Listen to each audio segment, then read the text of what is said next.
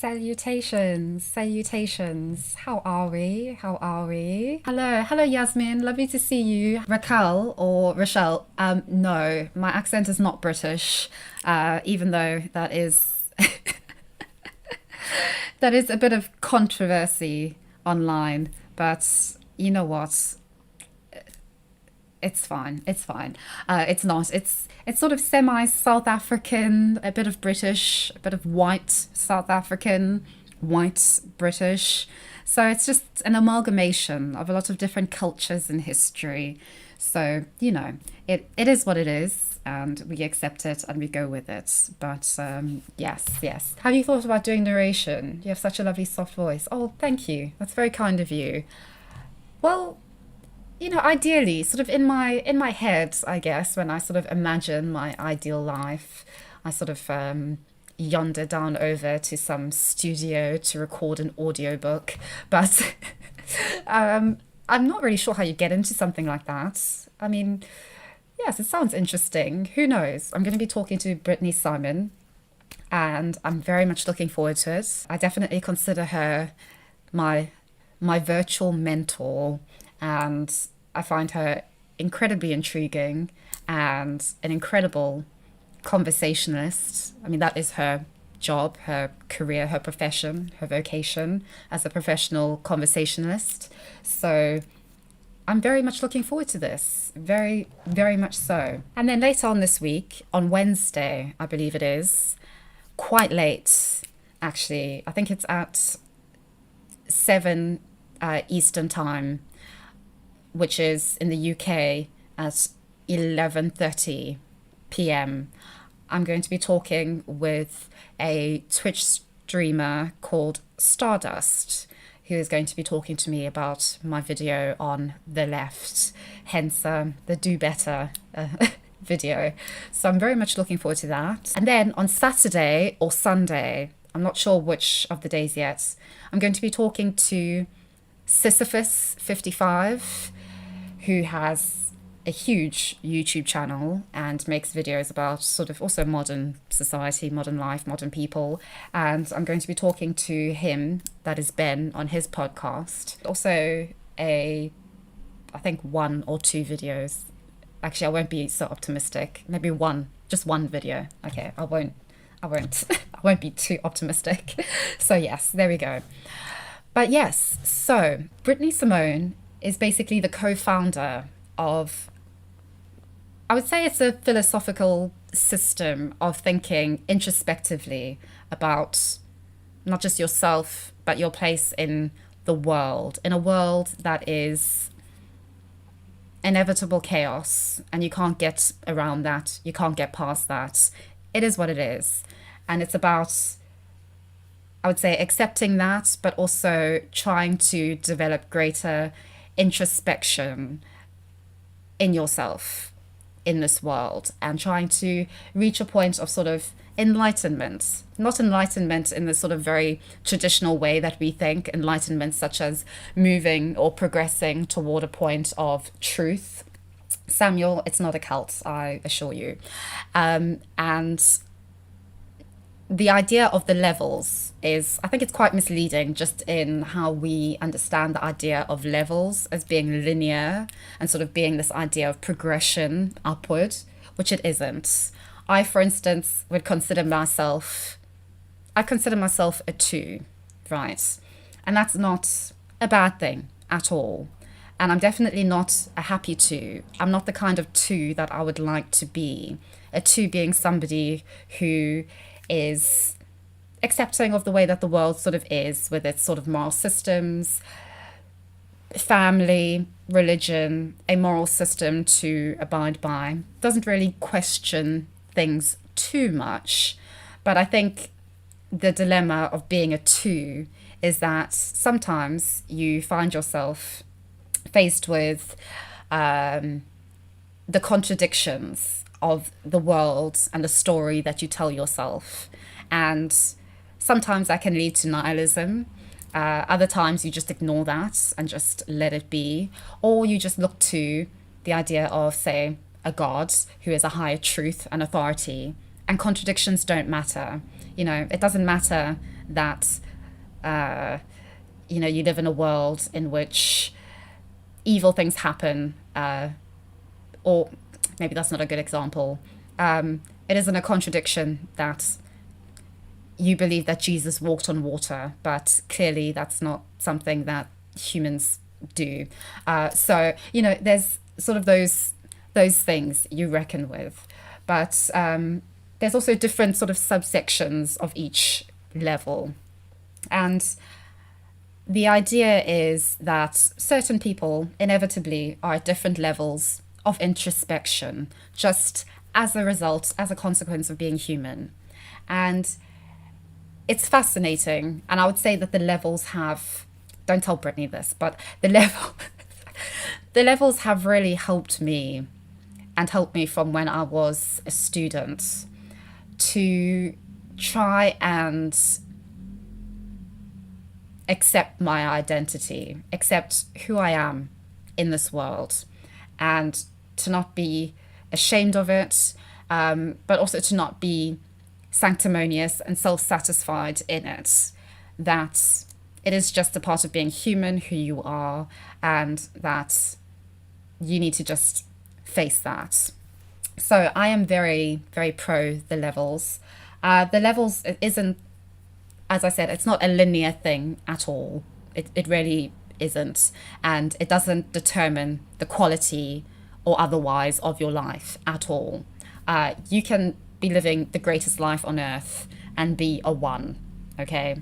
I mean, we see that with so many people. For instance, you can be living the worst life on earth and be a 5. It really doesn't determine at all your quality of life or how good or not you are at life. But I think that's where people get a bit confused with it or don't like it, this idea that, oh, you're a this or you're a that. And it's not that simple. Different situations in my life, I feel, oh, I'm a bit more of a 4 in this area, in this bubble, say, or this sphere of people and interests. Or on the other hand, I'd say that most of my life, I feel like I'm a 2. I really do. And it is coming to accept that, but also how do I navigate that? How do I navigate the contradictions of my beliefs? How do I navigate other bubbles of people, especially people who feel that they are right, that their understanding of reality, of their reality, is reality for everybody. I think I've definitely had to navigate that these last few weeks with the whole F.D signifier thing, sort of being faced with people who have a very particular idea of reality that affects them, their sphere, their interests, hence their bubble of interests and their bubble of understanding and their truth, projecting that as being the truth of reality and of the world. And yeah, I found it quite difficult to respond to that in a way that I feel humanized, I think. I felt very, very dehumanized, very degraded these last couple of weeks. So I'll be very happy to talk to F.D signifier at some point. I think we need to clarify some things. So yes, it'll be interesting, very interesting. But right now, I'm ready for Brittany. So yes. And I really like Brittany. Brittany is very, very down to earth and very, very unique in being a person who has this whole repertoire of, honestly, a very, very insightful, incredibly detailed, and very well thought out philosophical system. But then at the same time, she says, I know nothing. Seeing you with the levels Mm. and how you just articulate yourself and speak about the world and just your experiences and your life and your family, especially, I think that really opened my eyes to how actually it isn't all about academia and that bubble. And Mm-hmm. that doesn't give you any sort of knowledge that is exclusive to you. That Yeah. doesn't it really doesn't matter as much at all insofar as how you see the world and other people. So I think that got me out of sort of that bubble of academia, sort of like washed me out of it a bit, out of Mm-hmm. that room.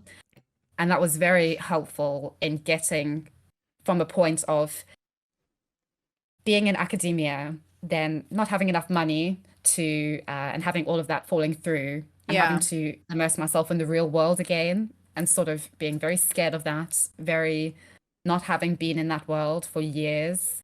And the levels really helped me with that and with actually trying to navigate the chaos and myself and realizing that I'm not really the shit in the way that I sort of thought I was at uni Didn't we all? and having to yes, and sort of having to really just introspect a lot. So yeah, yeah, Okay, first of all, like super emotional for me because like I really appreciate my work and I appreciate when other people appreciate it just because it really helped me. Like I had to create my work yeah, to help myself, which was kind of funny, right? yeah. Because there wasn't the resources that I needed in every bubble I was visiting. They gave me a lot of wisdom though. But I Hmm. still needed something else, like maybe a different wording or maybe to counter that ego. Like I remember my therapist, the one I loved, told me like, yeah, you can't save the world. I was like, are you sure? Because I was educated in America where they told me I was the next Martin Luther King Jr. So you wanna update yourself, therapist? And she's like, do you want to update yourself? And I was like, okay. And so like she had to really ground me. She had to really ground me and tell me like, girl, you are not going to save the world. But that was Yeah, truly not what I was learning growing up my whole life. I was learning that I was a Tumblr goddess, that I was going to change the world by either like being a conservative when I was with the Republicans, they're like, you're so smart, you're going to bring the world to the right. And then when I was at the left, they're like, yes, like another fierce, aggressive woman, like making it clear, debating these men, debating Carl, Benjamin, Carl, oh my God, Carl Benjamin, Sargon of Akkad, like, yes, and yes, but then overall, as I was there in those circles, I wasn't as satisfied with the work as I thought I should have been. And yes. so there wasn't a joy there. And that's what made me wonder, like, what am I doing? Which is why I left YouTube for 6 months, like after a whole debacle. I guess you would know about it, I suppose. But just Yes, like a whole yes, thing with yes. my stalker and everything, I left. Mm. And then I came back, and now I'm on in this area of YouTube with you and Steven and Kyla and everyone else. And I'm wondering why, and I wonder if it's the same for you. This feels a lot better, a lot more Yes. grounded. Why do you think that is?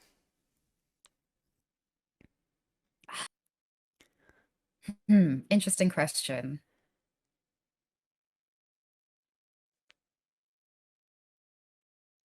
I think it's because there's never a point where I sort of think, okay, I know everything that there is to know about everyone who I'm talking to, everybody who I'm seeing, and I sort of have it all worked out. I have sort of a map of objectivity Mm, of what is the right thing for everybody, not just myself, but for everybody. mm-hmm. And sort of having to really, it's sort of a lot of work, just a lot of mental work, just navigating, okay, why do people see the world in the way that they do?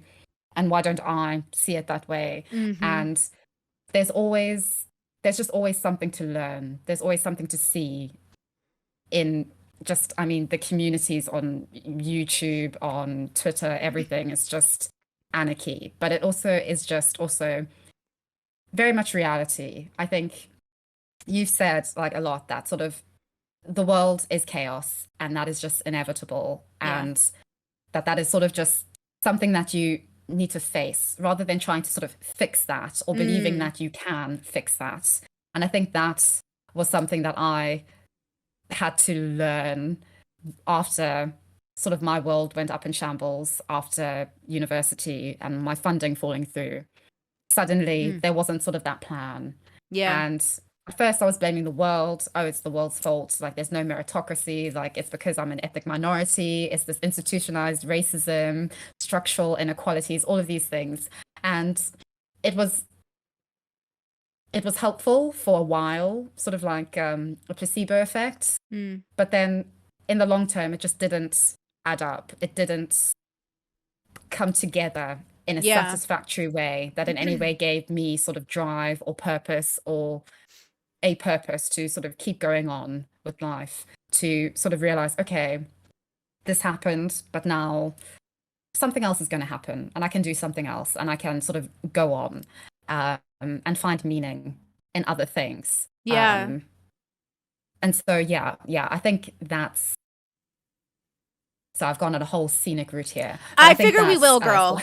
P.S. I figure our talk yes. now will just be that. But if you want to derail, let me know because I have a follow-up question to what you just said. So go, Oh, go, go. yes. Oh, yes, yeah. So I think that's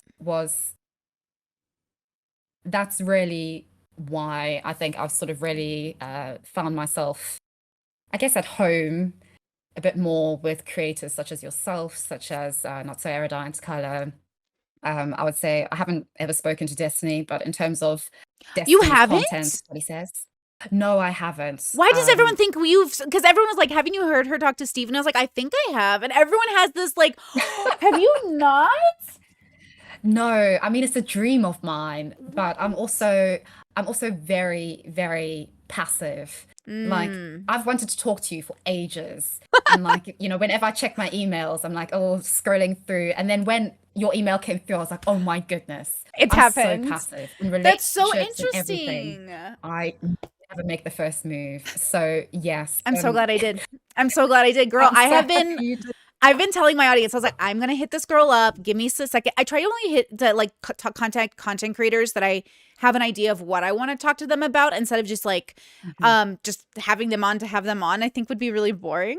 But I've been Yes. watching your content. I've been consuming it pretty regularly. And something that stood out to me is that I don't know exactly where to place you sometimes.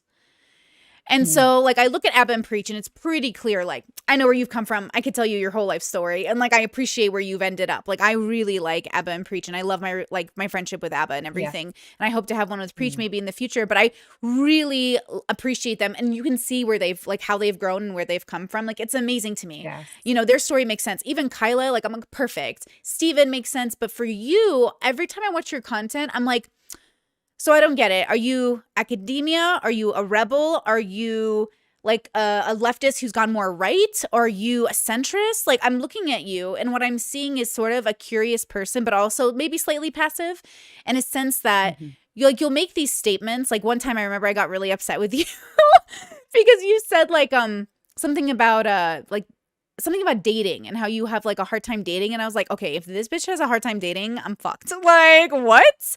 And then I'm looking at you and I just think you're so lovely and so bright and so like interesting. How could you have a hard time dating? But then it made me wonder, like, okay, what is this person's journey in relation to like being attractive or finding a mate?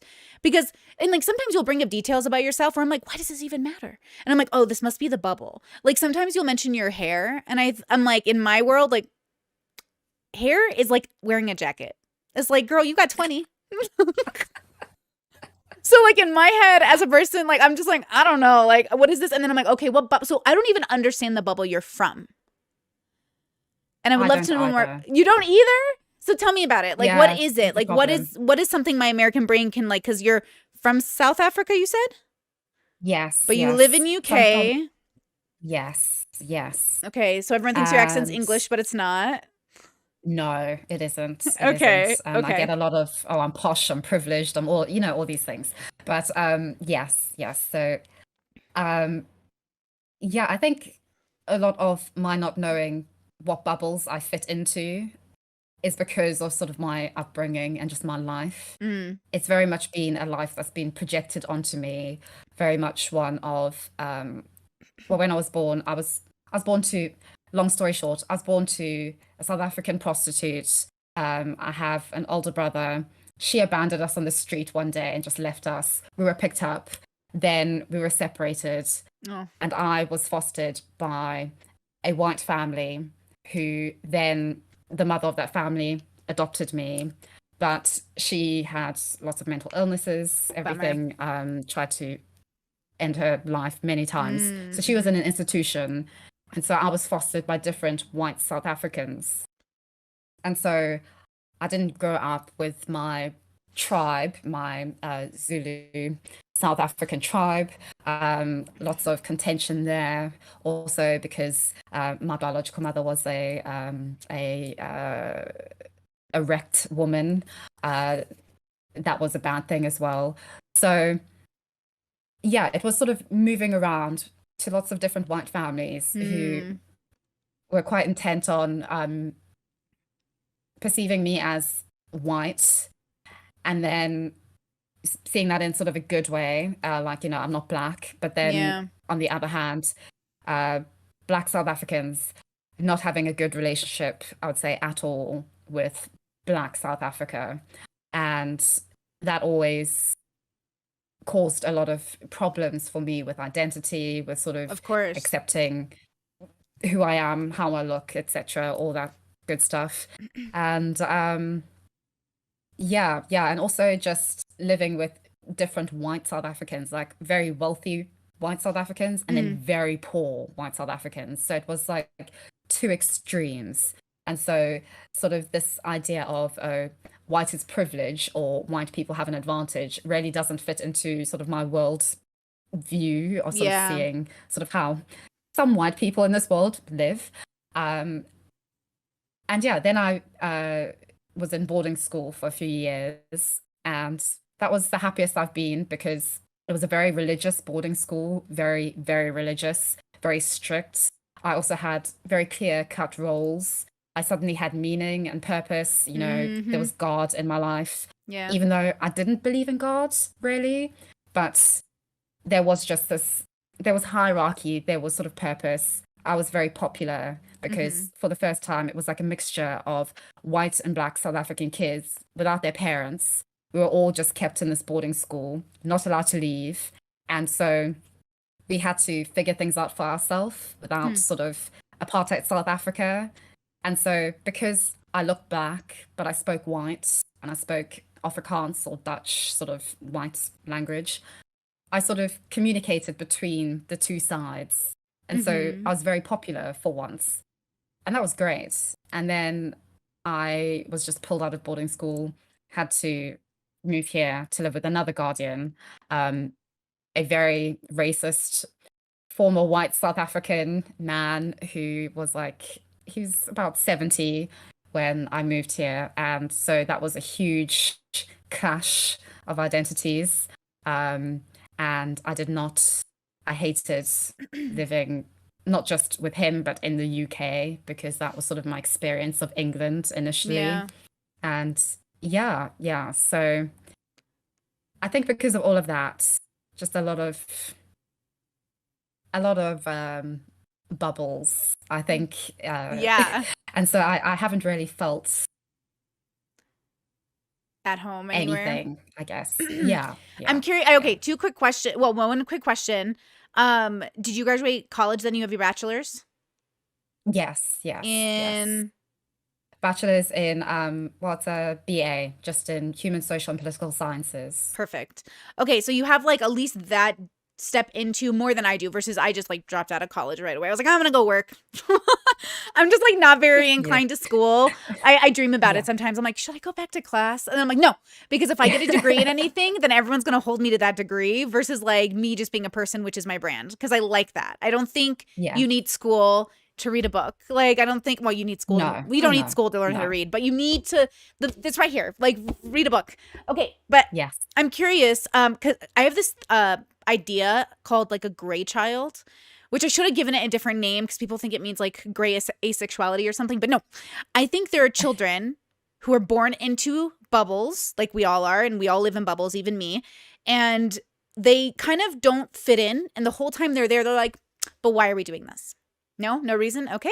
And they go through the motions, but they don't really feel it or embody it. Like, I was the most perfect Catholic kid, bro. I loved religion. I loved my bubble. Even though I was in conflict with it constantly around my sexuality, I was really like, I was in conflict because I really believed in it. And I was like, oh my God, I'm going to hell. Oh my God, I'm a bad person. Like all of this stuff. But the great children in my life, they grew up in the same environment I did. But like in particular, the one I'm thinking of, they didn't really get it. They didn't really understand what we were doing. And I kept trying to explain to them, like, this is what we're doing. We're going to church.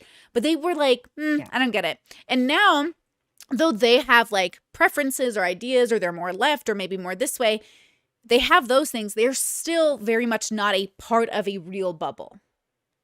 Does that relate to you at all? Yes. Yes. Yes. I think so. I think I've sort of left like a few footprints in certain bubbles, and so I still have sort of something there. But whether it's a sense of sort of being at home or finding, I guess, as you say, joy in those bubbles, Yeah. I don't. And so it's difficult because at the same time, I want to sort of really immerse myself in sort of a bubble and sort of have that sort of autonomy and choice of being like, okay, this is my bubble. These are my people. These are my rituals, my symbols, whatever. But I have found that when I do try to do that, it's never good enough, especially for the people in those bubbles. So, when I go into sort of my white people bubble, my white South African people bubble, it's not good enough because I look the way I look. And so there was a point when I was going to basically not be readopted, but sort of legally like looked after by this one white woman, and we were all set. But then she had a daughter, a white daughter, and her white daughter was not on board. And so she chose her daughter over me, understandably, from her perspective. Sure. But in my mind at the time, it was very traumatic because I absolutely loved her and adored her. And it didn't make sense to me when she said, I love you. And, even I would say, I love you. And I think that you're smarter than my own biological daughter. And you are basically like my daughter. Like we did everything together. And it was that sort of thing. It was like, okay, I'm not good enough. Yeah. And then when it comes to, say, Black people bubbles, or like, I guess, left tube bubbles, especially recently, I was in a bit of a controversy with some left tubers. I saw some of the videos. Yes. And that really just hit home for me that, as I am, I'm not accepted or not good enough to be in that bubble by those people according to their criteria, their symbols, their rituals, their way of seeing reality and the world. Yeah. And so that puts me off wanting to be a part of a bubble, even though I really want to. I wish I could. I really do. But I always say to myself, or I've been saying to myself for a few years, I wish I was a 2. Like I really do. Like I wish I was like I would say that mostly I am a 2, but I don't think I'm sort of like a 2 in the way that Fresh and Fit are a 2. Yeah. Like they sort of like, they know what they think. They've got their idea of women and men. And there's absolutely no changing it. There's like absolutely no room for anything different. Yeah. Exactly. They have their studio with the girls who look like Instagram models who come, they sit, reinforce everything, like their whole world. It's all mapped out, It's beautiful. It's the way they do it. Exactly. They reinforce the bubble consistently. Well, great. So I think great children are kind of like 3s. So 3s are like glorified 2s. But at the same time, if you don't have a bubble, you really are kind of like this nomad more than a loner. Yeah. I like nomad more than loner because I find that they tend to bubble hop, the 3s, like the kid 3s, the great children 3s, where I feel like they're not aware of it, but they're questioning enough. And so it is interesting. So they try it. They like bubble hop. They like try to immerse. And then it's just like, I just want to go home and be by myself. Or I want to be with anybody else but this, because it's hard to have. It almost feels like if you're not attuned to the bubble, it feels like gaslighting constantly. Like you're not good enough. You almost are. And even if you want to be, like, I remember when I was in leftist circles, I was so excited because I was like, I found my people. And I was like stoked. And then I would hang out with them one-on-one, and they would do things in private that I was like, oh, like one time I wanted to be with like multiple women. And all these women, I don't know what the fuck is wrong with alcoholism on the left, but it's insane. And like all of them were like, I can't be with you like sober. We have to be like drunk or high or something. And I was like, okay, either I'm ugly and so you need to be intoxicated to have sex with me or do BDSM, or you are so lost in the sauce that you can't even remember why you were preaching consent on your YouTube channels. Because this is about consent. How can you ask me to flog you while you're drunk and then still talk about like, I can't do that. You know how much damage could be done with alcohol in your system alone.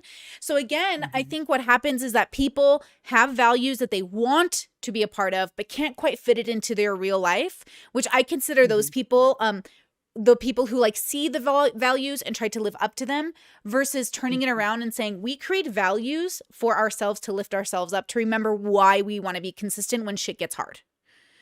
So I think my dilemma is that if you aren't born into a bubble that you really, really love, you might have a harder time later in life sort of establishing like your own values. Like think about how hard that is from scratch. At least I can look back and like cling to the bubble's values and be like, oh, I remember why I liked this bubble or this one or this one. So how do you feel about the idea that now, if you haven't done it already, you will have to create your own bubble? That's just for you and whoever you invite into it. It's exciting, but also very, very frightening. Yeah. Because there's a lot of risk. And I definitely find myself very susceptible to things such as, for instance, if I were to make my own bubble and it was to be sort of a very public affair, like on YouTube, say, like my YouTube versus, channel, and I just want to clarify because my audience is probably going to ask, versus making a bubble for ourselves. Like I have a bubble that I made for Brittany, where Brittany lives 24/7. And then I have bubbles that I curated, like my internet bubble, to have a space I can be myself in public. So we're going to talk about, you're mentioning the second one, right? The idea of making a bubble that involves other people. Okay, go ahead, please. Yes. I feel that at least now, at this point in my life, I'm still not at a point where I can sort of distinguish between the two, where I sort of have my own bubble of just me, and I know what that is, what I want that to be, and then my YouTube bubble that is myself. Yeah. Which dominates. It sort of has like absorbed any possibility of this. And I think I am going to have to get to a point where I sort of distinguish the two and find myself. And I think that is something that I've sort of made, I guess, I'm not really like about resolutions, but I sort of have made that sort of a mission of this year to start really trying to do things and find myself, find my people beyond YouTube, go traveling, see what's out there, see other people that are out there. It not being about content, not being about subscribers, about AdSense, all of that being about me and other people involved in that. And it's daunting, but I am looking forward to it as well. So yes, I think in answer to your question, that is exciting, but I don't know if I am yet at the point where I'm willing to give up on at least the ideal that I see of being, say, a 2, because it looks great. It really does. Yeah. And I think for a lot of people, it gives them so much meaning. And especially on YouTube, it gives you followers, it gives you money, it gives you like all these things that I think, wow, you know, I want that, you know, I would like lots of followers, say, or I'd like, you know, to not worry about rent. And it would be great. But that's just an ideal. It's still an ideal, which I still sort of am persuaded by somewhat. But I think in time, I will move on from that and be like, you know what? There's more important things, like sort of curating my own bubble for me and that sort of thing. This is kind of exciting for me because it's nice to hear somebody be like aware of the fact that they're still trying. And I don't even blame you, because literally, hold on, the number one comment I get from my 4s is like a 4 will come to me and they'll be like, so which bubble do I end up in? I was like, which one do you feel gravitating, like you're gravitating towards? They're like, none of them. I was like, yeah, that kind of checks out. So like that's the kind of the point, right? Is that none of them are ever as fulfilling because they're not going to give you everything you need. They're not going to see you the same way. Like I really, really, really, really struggle in my own even like personal relationships where people in my life, like my brother or my mom or my dad will say things like, well, you've become much more like conservative as you aged. And I was like, oh, yeah, I think everyone thinks that. Even my like leftist friends are like, you're so conservative now. And in my head, I'm just rebellious in like a different way or more progressive in a different way. Like I'm not very good with systems. I tried to battle those in the past. I'm not educated enough to really understand like systems, but I can understand like individual relationships. And I find that none of the bubbles ever give me the satisfaction in how they observe me nor other people in a way that feels authentically open and honest. It always feels corrupted by some bias. And so I can't handle it very well. And I know we all have bias and I know stereotypes are real. But at the same time, I really need to try to see somebody for like what they're doing and why they're doing it. Like I cover Sneeko a lot or like Logan Paul and everyone's like, they're bad people. And I was like, okay. So for Brittany, when I think bad, I'm thinking like fucking kids, fucking your mom, like things that are rape, like things that are like murder, like things that are like Madoff stealing billions of millions of dollars from people in their retirements. I'm thinking like people who destroy your life. Yeah. I'm not really thinking anymore about people who like, I don't know, like stupidly wear a Confederate flag they don't even understand. I went into my cousin's house. We're Middle Eastern, we're Iraqi. And then his mom is white. And I walked into his house and he had a big Confederate flag in his room. And I was like, what is that? What does that mean? And like, he was just like, he's like, because it's for my white side. I was like, yeah, I mean, it makes sense. Your white side technically likes the Confederate flag. But like, just like the irony of it was so beautiful to me. I was like, I fuck with this. And like, even when people tell me like, they're always arguing on the internet, like whether or not I'm white or not, because I am white, but I'm not white, but I am white, but I'm not white. And so it's like very confusing. And I have a sibling who literally drives himself crazy wishing he was white every day. So you have to understand, like I grew up with a brother who has like a little like issue around him not being white. He's like, that's all I want, Brittany. White people give everything to everybody. If I could just be white. And I'm like, are we not the same color? And then I'm like realizing like it's not the color. It's the association. Oh, yes, definitely. And that's what people are judging you on. They don't care if you're the same color as them. They want to know your bloodline is theirs. They want to know you understand what the Confederate flag means. Versus my parents, I'm going to be real. I don't think I ever knew what a Confederate flag really was until the like SJWs went ham on them. Because in my bubble, like my parents would never need to know what that is. I didn't learn it in school because I was homeschooled till I went to public school. So like there would be no reason for me to know what a Confederate flag is. Yeah. But I can understand how people want to make these assumptions that like, it's too much, girl. It's just too much blindness for me to think that these are the answers. So what I'm doing is like, I don't really curate the bubble I live in personally. That's my own personal domain. Nobody's in it but my partner because he's the only person I've ever met my whole life that genuinely would fit into it. Everyone else, like there's always a disconnect. There's always looking at people like, can I trust you? Yes. Because you're not seeing me and I'm not seeing you and I don't know what that means. And so I think I end up becoming very nomadic. All my besties are nomadic. You seem nomadic. Like everyone I know who goes on an introspection journey, I feel turns into a nomad because they realize like, how can I say where home is when home is something I've either curated within myself, which means I can travel with it. Or now I've put down roots in a bubble, curating an existence in a bubble where now I'm a part of that community, ? But I'm not. Like I live in a conservative bubble right now. It's like gay flags are everywhere, but let's go Brandon flags are everywhere too. So it's very like anti-Biden, but okay with gays, but not trans.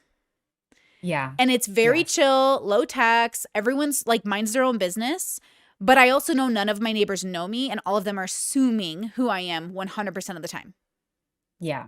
Just like everyone else is. And that has always been the issue. So when you're dealing with the issue of you, like people assuming who you are, and then you wondering like, well, am I that person? Do I belong in this bubble? It's very confusing. And then it feels like a betrayal when you leave. Like I had one of my leftist friends like ghost me after years of friendship. And I was like shook because I was like, you're a leftist, you know, like first I have borderline, which is an abandonment mental health problem. So like I would have really appreciated like a heads up instead of a ghosting. Like that would have been great. But I also understand like she's just like mentally ill because like no sane person just ghosts a friend of 6 years or whatever because they're having a bad time. So they must be really having a bad time. But I also know one of the justifications in her head, because she had brought it up to me a couple of years before she did this, was I'm afraid you're becoming like a white supremacist. Right. And I was like, yep, that sounds kind of crazy. So what are we dealing with here? And again, I think what happens is like people curate these bubbles around someone else's values and then decide to morph themselves around those values instead, again, forming our values out of ourselves. And so like if your values aren't going to match up with a bubble, how are you going to end up in a bubble, girl? Exactly. So I want people to really think about, why do you hold this value? Is it serving your joy? Because I don't think I hold a value of accusing like Middle Eastern people of being white supremacists.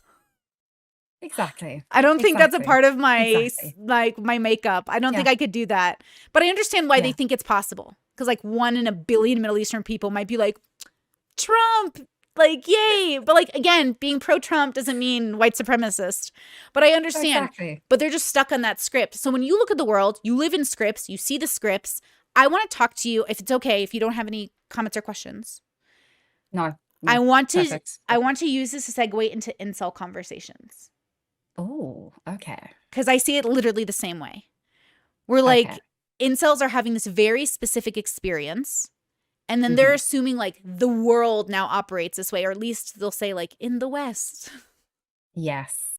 But like immigration to Europe's pretty easy, bitches. Is Europe the West to them? Does that count? Yeah, I think so. Western Europe. Wait, well, what do they want then? Who do they want? What culture do they want if the West is bad? The Middle East? I think they want what the West nostalgically was. I think they sort of have hope that there's sort of like a semblance of what the West was, that we can get to that point if we just get rid of feminism. Yeah, but okay, so that's... I think that's just an ideal, though. That isn't a reality at all. It is completely fabricated, nostalgic idea of what it was to be a man and a woman. But, nostalgia is so blinding, though. It's like, as a kid, you're like, man, I remember the 90s being great. But the 90s also had, like, a lot of really shit things, right? Oh, exactly. Oh, yes. Anti-nostalgia is far more... That's what we should be going for, I think, as sort of like cultural references more than anything. Why do you think you have embraced the incel bubble? Why are you kind to them?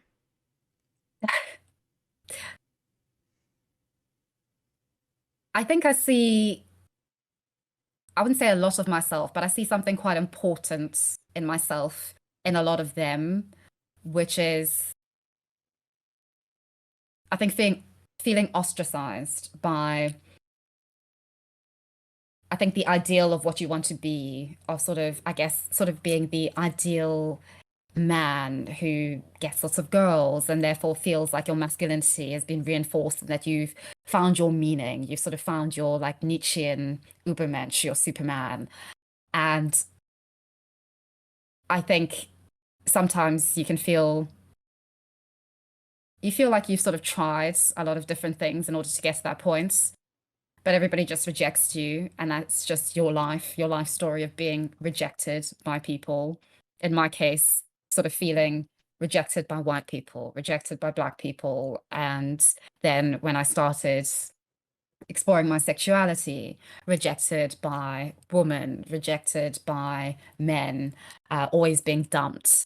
I think I really, really empathized with that sense of rejection and the rage that just instills in you, especially when people are not willing to firstly recognize that rage, but also they just sort of brush off your rejection as just being, oh, like it's whatever, like who cares, because they're not being rejected, or at least you see them as not being rejected, that they don't have their problems, that it's a lot easier for them. And I think I've definitely, like, at least in my life, not so much now, but I would say for the majority of my life, I sort of saw it as everybody else has it easier than me. Everybody else's life is better. They have families who love them. They have, they know their brother. They sort of know where they fit in the world. They have funding to do a master's and a PhD. They have privilege and I don't. And I was fuming and really, really angry. And that rage, just for me at least, because I never had really an outlet for my anger in the way that I think incels now, at least some of them have the forums where they Yeah. can let it out. And so I'm not for deplatforming. I think it's important to be able to just let it out, Yeah. especially when you feel that there's nowhere where you can. Yes. And I didn't have that. And because I was always very much a good Christian girl who never expressed her feelings, never had an identity, always tried to make everybody else feel good, about me being sort of the elephant in the room, and fearing that I would just be passed on if I was too much of an issue for one family. I didn't have that outlet. And so it just turned into this internal self-hate. I just became very suicidal.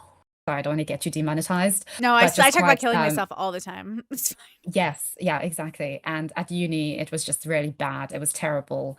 And um, yeah, just went on antipsychotic medication, antidepressants. Mm. And so it was just, I felt very, I sort of didn't have control over my world. And I really relate to incels in that Yeah. sense of not having control over a world, which is telling you that you do have control and that, if you are getting rejected, it's your fault. Or if you are unattractive, that's your fault or your problem, or, Mm. it is what it is. And I think that rage, that anger, I can really resonate with, and I get it. And Yeah. so it isn't something that when an incel calls me like a shibun, that I sort of think, oh my gosh, this racist individual is da da da da da. It's sort of, I get it. You're Mm. angry. You're very angry. And I've been there. And, at times I still am there. I still do get angry. Yeah. But yeah, yeah. So It's funny. I'll call my partner or I'll call a friend. I'm like, hey, I just need to be a fucking venting too right now that complains about things that absolutely do not matter, but they really upset me emotionally. And I'm feeling like I don't want to like yell at the internet. And sometimes I will go off on the mhm. internet and I feel sort of bad after. Like I went after Pearl and I was so mean to that bitch. I should have been nicer to her, but at the same time, she called women whales. And I was like, girl, if you're going to go for someone's looks, I'm going to go for your looks right now, bitch. Because like, Oh yes, I saw that. I saw that. I'm sorry, and I felt really bad, but also like sign up for my OnlyFans because that fucking worked and people did sign up. Thank you. But like, it's like one of those things where I would never go after a woman's looks like that. But I love to bully a bully. There's something inside me that's so petty that I'm like, oh, opportunity, opportunity. And I just get so excited. And plus, like, she You always. did it well though. Did I? You did Because I it thought it very was well kind of though. mean. Yes. Was I too mean? You were mean, but to be fair, that's Pearl's brand. It is You her spoke to her on brand. her language. You were speaking her language. And Bro, so I feel like I don't feel that it's as bad. It would be very different if you're saying that to somebody who was not Pearl, say. right? Right? I think you're speaking in her language on That's how her, I saw it. you're sort of like going onto her turf and being like, right, That's how I saw let's it. fight. Because she So said yeah, literally, she was like, women are babies. They can't handle criticism. They can't even, they're whales. They're just all ugly whales. And I was like, oh, yeah, let's go, girl. Let's yeah, go. Let's fight it out, girl. yes, But then I did. And she called me a weirdo, which is a fact. So true. But then her yeah. audience did the most beautiful human thing in the whole world. And they just went after how ugly I was. So like, how could this ugly woman go after Pearl? I was like, how could ugly Pearl go after other women? We're all ugly. Yeah, Like if you're average, you're yeah, ugly. exactly. Unless you're a Yeah, 10, you're hot. What are you all gonna insult each other over? Your abs aren't a 6. I'm an 8, you're a 6-pack. Like what are you gonna insult each other over? But like when exactly. you're average, when you've got things that people don't like and they call you for it, when the amount of people who think I look like a man, that this is my place. I have the right as an ugly person to criticize another ugly person. And by ugly, I mean average. So again, if Mhm. we're going to say, like, I think all humans are animals and we all look as good as we're going to look for lions and bears and tigers. Like, I just don't think we're that Yes, different. But if we're yeah. going to be hypercritical about symmetry and how we look, Mm. none of us are going to pass that vibe check. Like, none of Yeah, us except the extremely attractive people, which is why they are rare. And the rest of us are exactly. just doing the best with what we have, which, like, do your hair nice and you'll look okay. That's always my theory. Exactly. But Yeah, yeah. that was like my favorite bubble to hop into because I was like, oh my God. And they can't even, like, I hope she talks to me I think she maybe won't, but I think she Oh, probably couldn't because again, like I have no problem with who she is. I don't think she's a bad person.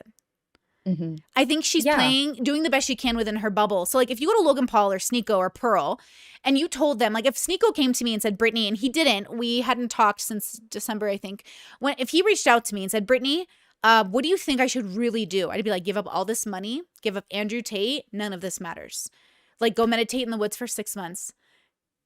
Sneeko wouldn't be a millionaire now if he took my advice. My advice is better. exactly. My advice is better for introspection and inner peace. It has nothing Mm, to do with dominating his bubble.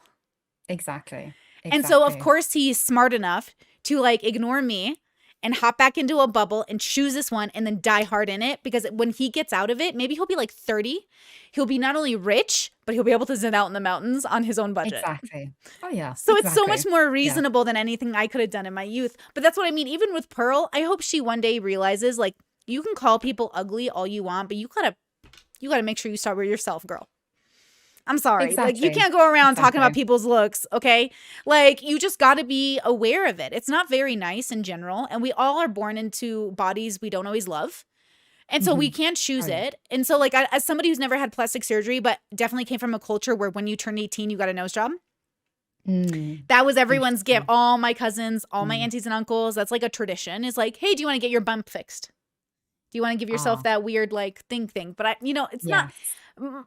I already know with my look, it's better to embrace it than to try to change it. Yeah. Plus, I really am scared of plastic surgery. It Oh makes me angry. yes. What if you come out uglier? Exactly. Yes. Oh gosh. You have a little Kim moment. Yes. Oh That would dear. be my luck. Yes. That Yeah. would be my luck. I would Mm. just come out less pretty. Plus, now I can say, like, look, when I hear people say, like, oh, you look like a man, or like you are not pretty for a woman, all I'm hearing is that, like, yeah, dude, like, I am like a genetic 100% Middle Eastern woman. And if you don't vibe with Middle Eastern women, I'm totally okay with that.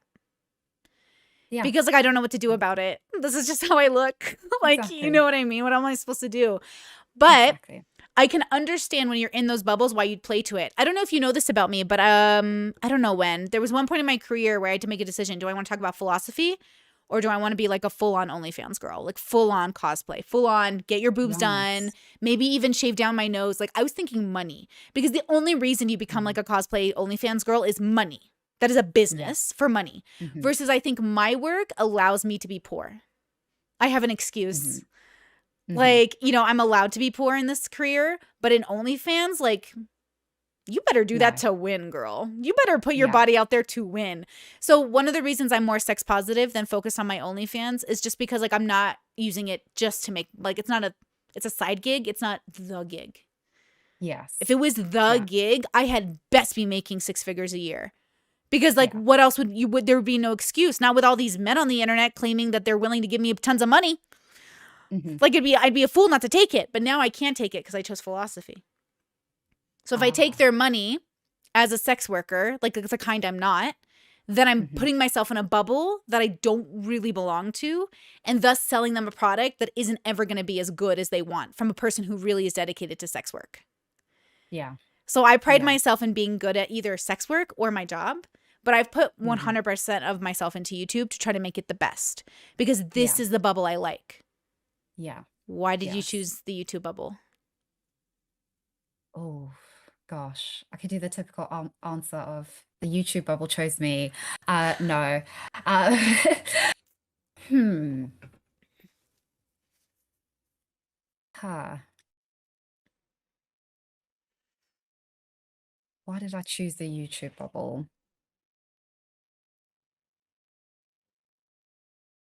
I think it was a very good mix of things that I like. It was a mix of especially this idea or very idealistic image of academia, which I had when I went in as sort of a dewy-eyed little undergraduate. I really thought that going to university would solve all my problems. Like finally, I found like a place that accepted me. I got accepted into Cambridge. Like this Mm, was now my bubble. And it was going to be all about just learning and just the experience. It was an end in itself rather than, which university is now, it's a business, it's a means to yeah. an end of getting a good job. Yep. And I lived in this fantasy that I was there to be an intellectual And then when the end came and I suddenly didn't have anything, I hadn't gone to any of the job fairs or anything, I suddenly realized, oh, I actually have nothing. Like, I've got this Mm. degree, I've got all this knowledge, I've got all these books, but I don't actually have anything in this world that we live in today. Yeah. And I think YouTube for me was a way for me to actually, weirdly enough, use my degree, all my books, everything I'd learnt, this idea of sort of writing essays and then learning new skills, which is something that I do like to do, like learning how to edit and things like that. That really gave me a little bit of hope in at least sort of public intellectualism, I guess, Mm-hmm. sort of like being the sort of public intellectual, like, you know, in France in the 60s, that sort of thing. And I think that that ideal I've been able to fit into a bit more on YouTube because it at least creates a convincing enough illusion that you are sort of doing something with your video essays, that you're putting these ideas out into the world, that they're changing people's lives, that you're doing at Yeah. least something political, something meaningful. That illusion is very convincing, I think, for a lot of people. I've sort of gotten over that now, and I sort of Mm. see this as a job, and I see it as a fascinating job because I can do what I want. I can make videos about what I want. But in terms of seeing my videos as sort of this transformative, like sort of thing that's contributing something to the masses, I've sort of left that in the dust a Mm. bit. I don't think the YouTube space that I'm in has sort of reckoned with that. I think there's still, I'd say, a lot of sort of sanctimony, a lot of sort of we're doing sort of the Lord's work for Yeah. modern people. Um, but yes, yeah, I think it's a very interesting space. And I think because of that, I don't want to leave, like at least not for the foreseeable future, Yeah, me too. because it's Same. just fascinating. There's so many interesting people. I mean, I cannot imagine. I reflect on sort of the people I've spoken to, the videos I've made, like all of this, like even speaking to you. I mean, this would have Mm-hmm. never, ever even like I would have Yeah. never even contemplated it when I was watching your video about like why Moses is posing as as a five. So or Bro. four. You know, We're all water, bro. We're all I water. know, I know. And it's just anything can happen. Like really anything can Yeah. happen in this bubble. And Yeah. it's just no day is ever the same. No video is ever the same. And But it it's is, just it's I'm going to challenge, I want you to go a little deeper though, because it is the okay. same area of YouTube. Like, why didn't you become like a, hey guys, what's up? It's Z. Welcome back to my channel. Like, what? Why didn't you become one of those YouTubers? Whoa. Well, ah. Oh, that's really interesting because, you know, when I think about what YouTube I watch, like predominantly, I venture into all different communities. Like I would say that the bubble I'm most in is Hater Nation, the Amberlyn Reed, Foodie Beauty, that sort of Really? bubble, Okay, like let's very go. petty stuff, you know, all of that. Like that Yeah. is, I love that bubble. That bubble is just, it feeds something in me. Like all these like middle-aged like Gen X woman like just like Yeah. streaming about I don't know what. It's fascinating. It intrigues me. And you know, I have thought about sort of entering that domain and space, Mm-hmm. but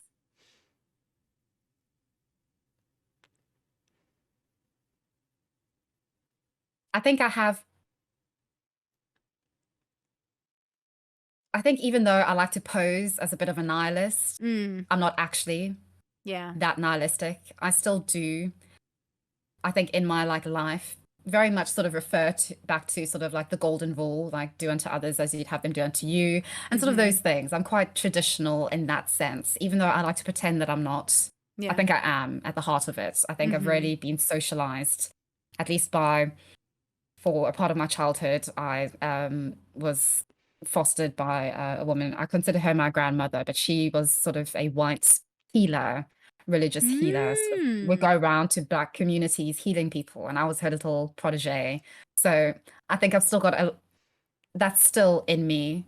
Um, and yeah. So I don't think I could justify it to myself. I think this bubble that I'm in, I can sort of conveniently marry sort of it being a job and making Mm. money and sort of Mm-hmm. seeing it in that very objective sense of sort of, I guess, sort of a not really like a real hustle, but sort of, Yeah. semi hustle, and also maintaining sort of my moral tenets and foundation in a way that I sort of can go to bed and sleep peacefully, at least for me. Yes. Yes. Whereas I feel that if I was a part of, the community which I sit and watch for hours, I wouldn't be able to do that. And I also wouldn't feel like I'd be feeding myself like a Mm-hmm. challenge and challenging Mm-hmm. myself and who I want to sort of at least craft myself into through the days of my life. So Yeah. yeah. Yeah, no, same. There was that's why like I had to choose like philosophy over like sex work full time because as much as I like it, Mm, I'm pro sex work. I just mm, don't think I could be cute every day and I think I'd be bad at it and I think that it would drain on me. And being intimate with myself, like being intimate with others on the internet, like I think I'd be really good at like sexting or if people want to do like phone calls, I think I'd be so good at that. mm. But Oh because yeah. I've decided to do Good. multi-branding stuff, I think people would be calling me now to like record me and then like post it on Twitter. Like, oh, I got Brittany Simon to like do phone sex with me. And it just like wouldn't be fun. Versus like in my fantasy of being a sex worker, I wouldn't have been Brittany Simon, the YouTuber. I would have been, oh, this girl who does sex work really helped me like become more Mhm, intimate with my body and now I can go and actually have a real relationship where I actually am not afraid to talk about my differences and like how my body works or like how my orgasm works. Like I have this fantasy sex worker in my head that I just never mhm. could make real, so I chose a thing I could actually like make real. Yeah. And that's the Yes. Brittany that I am right now. And I've been a lot of Britneys in my life, but my joy has to be number one. So I always threaten YouTube. I was like, I will delete my channel right now if you all piss me off enough. Like, I am, because the ultimate goal I have, like right now I'm on my wisdom arc, which means for the next 90 years, I will be trying to like gain the wisdom I think I'm trying to gain, which I'm sure life will tell me is not what I've been really searching for and will actually show me something better because that's usually how it goes. But I know I'm on this, like, because I don't think I'm a wise person. I think I'm a person who has wise moments, but I'm Mhm. looking forward to Good being a, distinction. yeah, I think it's really important. I think a lot of people would be like, Brittany, I think you are a wise person. I was like, no, I have moments of wisdom, which is so different, Mhm, right? Because mhm. like I'm a person like anyone Yes. else. So I am like looking for that joy. So eventually I want to build my life up to where I can move off YouTube if I want to, Mhm. but not because I have to. But because Yes. I've curated a life that's so beautifully peaceful that I'm like, guys, I'm gonna zen out on my garden for 6 months. I'll be back in 6 months. Like I would love to be so financially stable that I could genuinely go do this thing and come back with like a really great long form, like almost documentary of what I've been doing. But I can't Mm. financially do that. So I have to work every day to hopefully get to that point. Because even though I make a lot of money now, it costs a lot of money to live. Exactly. So I don't really have Yes. money Oh left yes. over, you know? So it's one of those Mhm, things where that's a goal. But it means that I'm sort of facilitating a path that will allow me to leave the internet one day, probably around mhm, 60, 70. mhm. I don't know, but I can't imagine my life's going to go in a direction where I'm not going to want to be alienated for some time. Like isolated, not alienated, isolated, like by Yeah. myself. Mhm. But like right now I can't do that. So I wonder for your future, do you ever see a moment where you aren't obligated to post? Oh,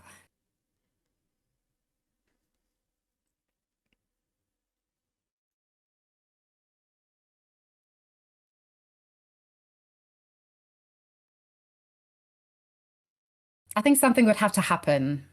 I Ooh. feel, yes, I don't know what, but I feel that something sort of rather dramatic would have to happen in my life. I think something like a partner coming Mm. into my life. I think sort of having that meaning because I do find myself whenever I've been in relationships, I suddenly have this confidence that I just don't have, this Mm. sense of sort of purpose that I don't have, even after the honeymoon period, after all of that, when it's just us sort of doing the day-to-day things, when it's us just fighting. Mhm. It's just this confidence and this person, sort of this human in me that just comes out that is just never there when there isn't that partner. And I think when I'm in that zone of confidence, of assurance, of feeling like my humanity has been validated by this one person. So I sort of can Mm. feel at one with my body, with who I am, with my thoughts, my feelings. I think then I would have the confidence to say, right, no, I'm not going to post unless I Yeah. want to post. And definitely not there now. And I don't really know how to find that on my own 2 feet. I've always only found it in relation to a partner. Yeah. And so I definitely notice that difference Is it in because what myself. is the partner giving you in that moment? Is it the monetary value? Like they can end up covering the bill, so you're allowed to like post only when you want? Is that a part of it? It hasn't been with my past relationships. It's Okay. been that very, that thing that I've never had where somebody has just, at least I guess, I suppose they love me, sort of loved me as a human being for me, and I'm sort of their person. And so I suddenly have significance. I'm not just a human being in the world Yeah. and insignificant. I'm significant to somebody for God knows what reason. Mm-hmm. And that gives me sort of this hope and this, I guess, this confidence in a way. Like even when I was in my last relationship, I was working in a grocery store. Mm-hmm. Like when I was there, like single, working there, bloody, like just awful. But when I was in a relationship, it was suddenly like, yeah, the job was awful, but there was a reason why I was there. There was a purpose why I was there. You know, I had sort of like Mm. things to do, you know, a reason to make money, etc. But also I sort of had the confidence to really stand up for myself there and to sort of make my situation a lot better Hmm. because, you know, somebody had validated my humanity and my personal Yeah. life and sort of said, you know, you're significant, you deserve to be treated well. So I'd go to work and I'd project that and be like, you know, I deserve to be treated well, you know, don't mistreat me. Because, you know, somebody said that, you know, I shouldn't be mistreated and, you know, they validated that in myself. Yeah. So it really helps me in sort of setting up boundaries with other people, with really feeling that, okay, I can have a say in how I'm treated in the world outside and things like that. So I think I'd have more confidence in setting up a boundary Yeah. and also in not being afraid of sort of the monetary loss as much as I Yeah. am now, Yeah. because I'd have that other person and I'd also have that reassurance, even though I don't have a lot of money, I've got you. And, you know, I sort of know that you're going to look after me, you're going to validate me, etc. Mm-hmm. So yeah, I think that's the thing for me. Have you and I'm sure you have, I talk a lot about like people seeing us, how I think people are like they want to love and be loved, but also we want to see and be Mm. seen. And so it's like that Yes. hope that, oh gosh, I hope when they talk to me like we actually do humanize each other. But I am pretty convinced anecdotally because of my life experience and what I've seen depending on the bubble, so it could change. Caveat, caveat, caveat. I feel like for my life, everyone always sees me partly, which is great. And I'm really grateful for it. And I don't need much from people. I actually, at this stage in my life, need very little. I need just like one thing for us to have in common. Like one thing where we're like, ah, that's my friend I talked to like about X with. Like it doesn't matter what Mm. it is, how important or how vital. It could just be board games. I don't care. Like that's enough for me Mhm. to build a whole ass friendship on it. Like I don't care. Yeah. But my partner, the person I'm going to tie myself to, because I believe, like for me in my life, I want like a secure, consistent partner till the day I die. Mm. I want like that particular thing. I um I have to I had to set the standard of being seen by that person like basically completely. Mhm. I 80% or more. That was kind of my hope, right? And again, Yeah. not 100%, but like 80% or more. And then I think we're up to like we're pretty up there now. We've like spent a lot of time clarifying how I talk or he talks or making sure we see each other. But I've Mm. noticed that I'm in love with like literally the consciousness that is this human. Mhm. So if somebody asks me like what is it about him? And I'm like, yeah, without revealing like his literal person, and explaining to the world, like, and dissecting him for the whole internet, I don't think I could explain it, because he's a person. Exactly. He has a job or has an apartment. He has a life. He has friends and family. Great. That's like everybody. Yes. Yes. But the thing I love about him is just like him. Yes. Yes. And I don't even know how to explain it to people, that I'm like, oh my Exactly. gosh, like, whoa. And like, same. He's just like, oh, I really think he understands me in like a way like no one ever has, period. But it also is because of who he is. Yes. So I can't, like, again, it's not about a competition of I'm rejecting everyone else because no one is ever as good as him. It's not about that. Exactly. It's just the consciousness that you are like, why didn't I end up marrying any of my girlfriends? Why didn't I end up marrying any of my other boyfriends? Why didn't I marry anyone else? Why? Even though one of them asked. It's not like people haven't asked me. I was just like, no, I don't think we're bringing each other the most joy. Like, don't you see there's problems in this relationship because we see reality differently? What happens when we have kids? We're going to completely deviate, and then we're going to argue about how we're raising those children.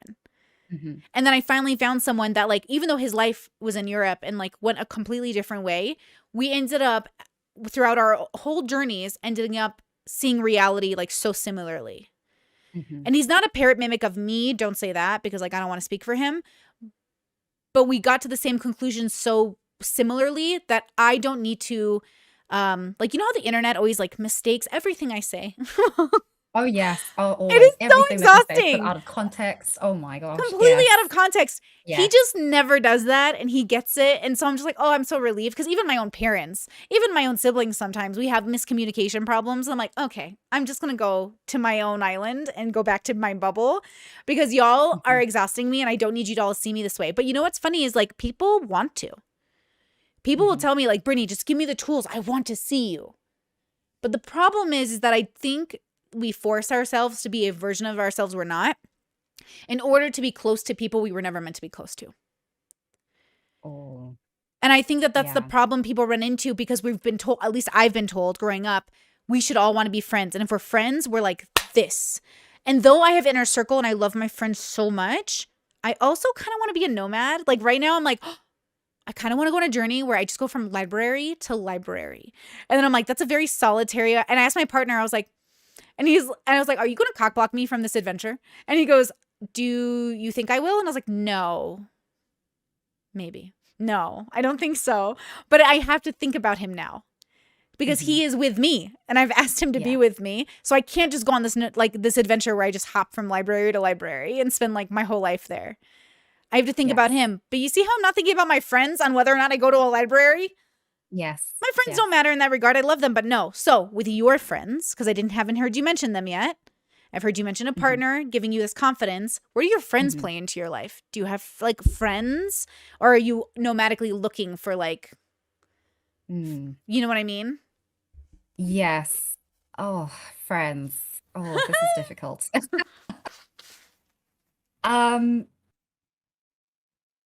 My friends play very different roles, and I have a myriad of friends. I have a very complicated relationship with my friends. You know, I have friends who are living sort of in academia and doing their own thing, and so we only communicate like very infrequently. I have friends that ghost me. I have friends that I ghost. I have friends, yes, oh yes.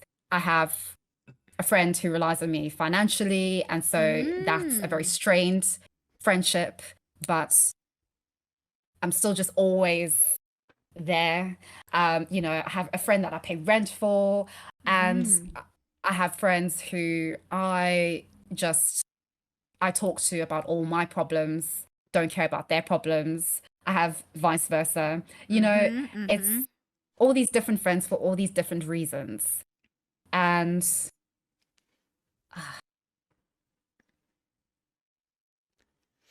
there's one friend that I do have, and it's a very intense friendship, but it's one that is also very, very confusing for me. And so I don't really know what to make of it, because, I mean, long story short, he was my former professor. And we ended up going out to dinner Mm-hmm. just platonically. Nothing Mm-hmm. happened. But Mm-hmm. in terms of like appropriateness, it's not considered appropriate, I guess. I don't know. Even though Um, you're like out of or college level and stuff, it's exactly, like super weird. exactly. Yes, yes. Hmm. This is sort of the narrative of, say, I guess, my more left-leaning friends, shall we Okay, say. okay. But They're just pussies because they don't know how to tell people no, but go ahead. true, true. And so it's a very, very intense friendship, but it's one that's very much sort of, when we meet, it's like kismet. It's like, okay, this is Mm. incredible. This is Mm. amazing. Like, we can talk about anything. We didn't speak or see each other for 3 years, and then Yeah. suddenly we saw each other and we had dinner, and it was the most incredible just experience. And now I haven't seen him for months, and like in a few months, I'm going to go to Portugal to stay with him in his Fun. house. And I'm Fun. like, I know. And it's like, this is sort of so out of range for me in terms of friendships, because it's it would usually petrify me, that idea of even staying with a friend. But this is like, nah, it's fine. I Yeah. don't know you, I don't know how you live, but there's something about how we come together, and it'll work. I know Yeah. it'll work in its weird way. And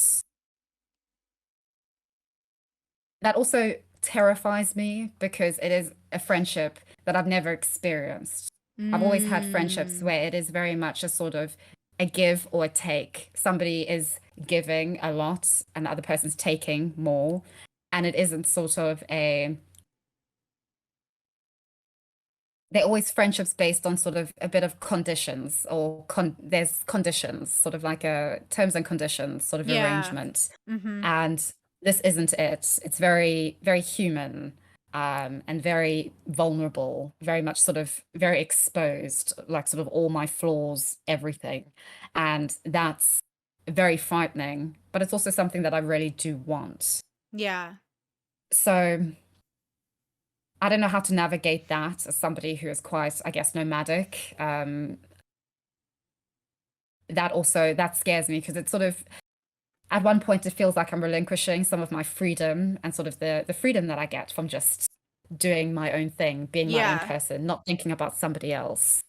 But then at the same time, I do appreciate the value, the significant value, very unique value that I get from that kind of intimacy that is very, very rare, at least in terms of my experiences. I don't think you really find that, where you really just connect with somebody. Just, it's meant to be. It's really meant Yeah. to be. And it's just so rare. You can't really explain why, or how, but it just is. Yeah. And it's really incredible when it happens. So Yeah. I yes, yes. I have this like theory that it's not like, it's actually, I stole it from Sex and the City. But in Sex and the City they talk about how they're each other's soulmates.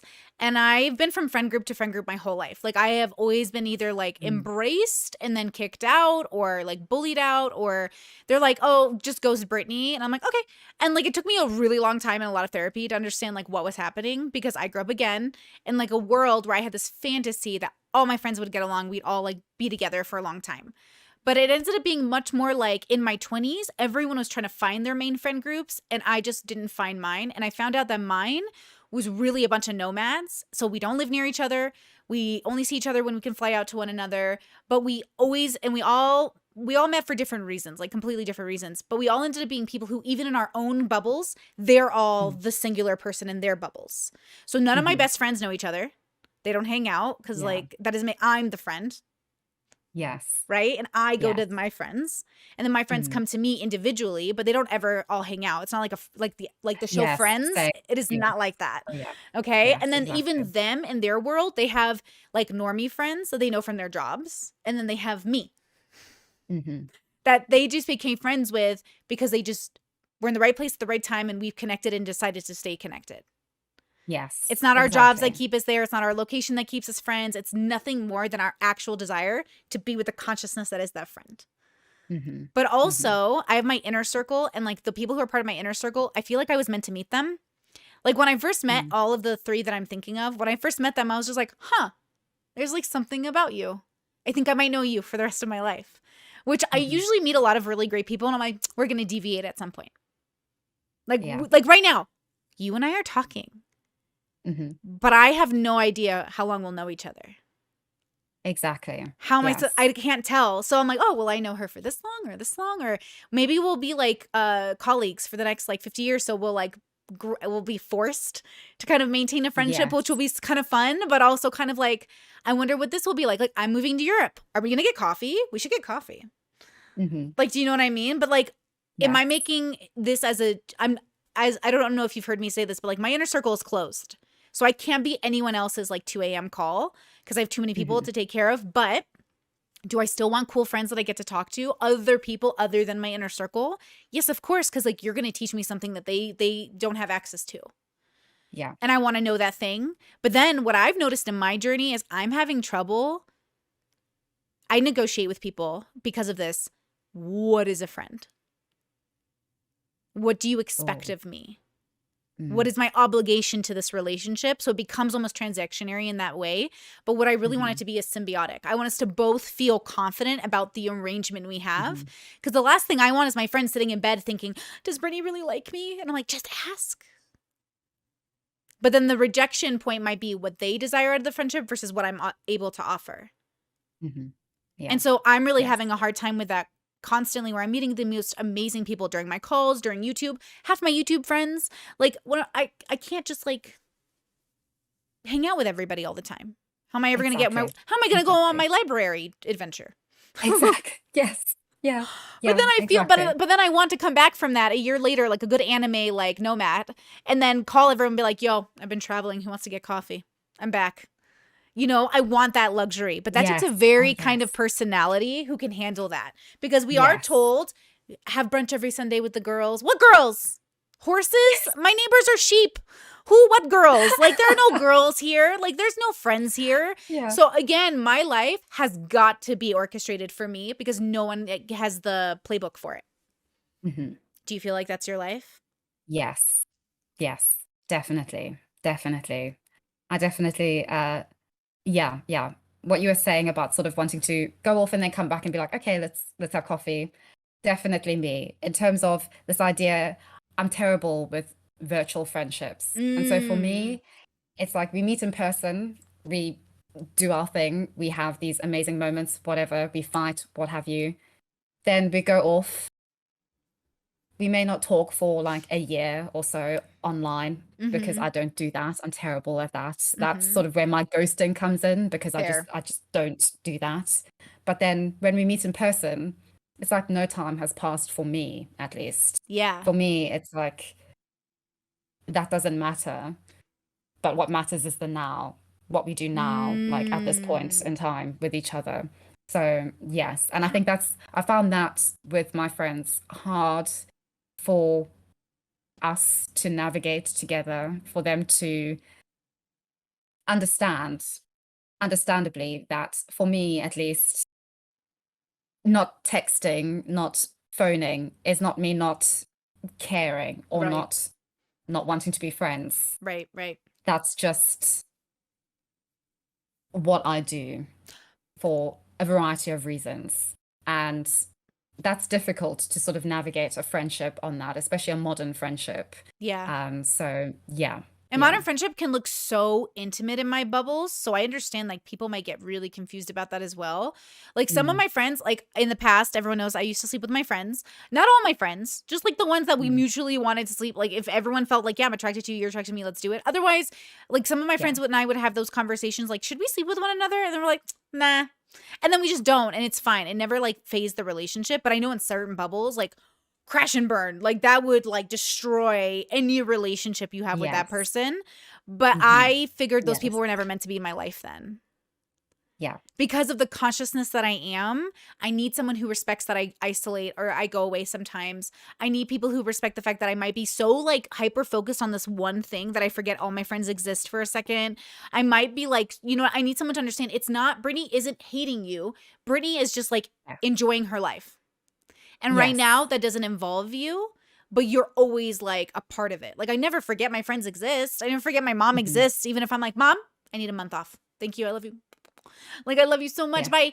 But, like, you know, already with our jobs, it's so, I don't know about you, but sometimes I wake up and I look at all my notifications and I just go, oh. Mm-mm. Oh, yes. Every day. I am so overwhelmed with like how many messages I get. And I don't even get that many. I'm not even that popular. Like, that's why I always hope I never get famous, because I'm like, how do they do it? You know what they do? They just don't listen to anyone anymore. That's the irony. If people overwhelm the content creator, then the content creator just ends up isolating more. But if people aren't as like annoying, then the content creator can feel more like in the space. Like Joe Rogan, all these celebrities I listen to, all of them, they go, oh, I just don't read the comments anymore. And I'm like, oh, that Oh, yeah. sucks. I love my comments. I love knowing what my community is thinking. So like, Yes. I don't want to ever become so famous that I can't be in my community anymore. Yes, exactly. You And that's the know? most important thing, being able to talk with your community, with your people, with your bubble. That's how you, Yes. I don't want to say like sort of grow like in a progressive sort of linear way, but that's how you sort of really engage with the reality of the world, with the Yes. chaos and everything, which is really Yes. important. Uh, Yeah. which, yeah, I think that's, like you said, the irony and the contradiction of that. It's, yeah. Yeah, it's insane actually. I've like even so like one of my inner circle, everybody knows him as Q. Like Q comes on my podcast a lot, and Q is like he used to be a caller. Mm. And when we met, I was like, something was weird about that caller. Like, I don't know what it was. Like, will I know him for the rest of my life or something? Like, I don't know what's the deal with this guy. And then bam, he like has been to my house. He knows my siblings. He's my inner circle. I love him so much.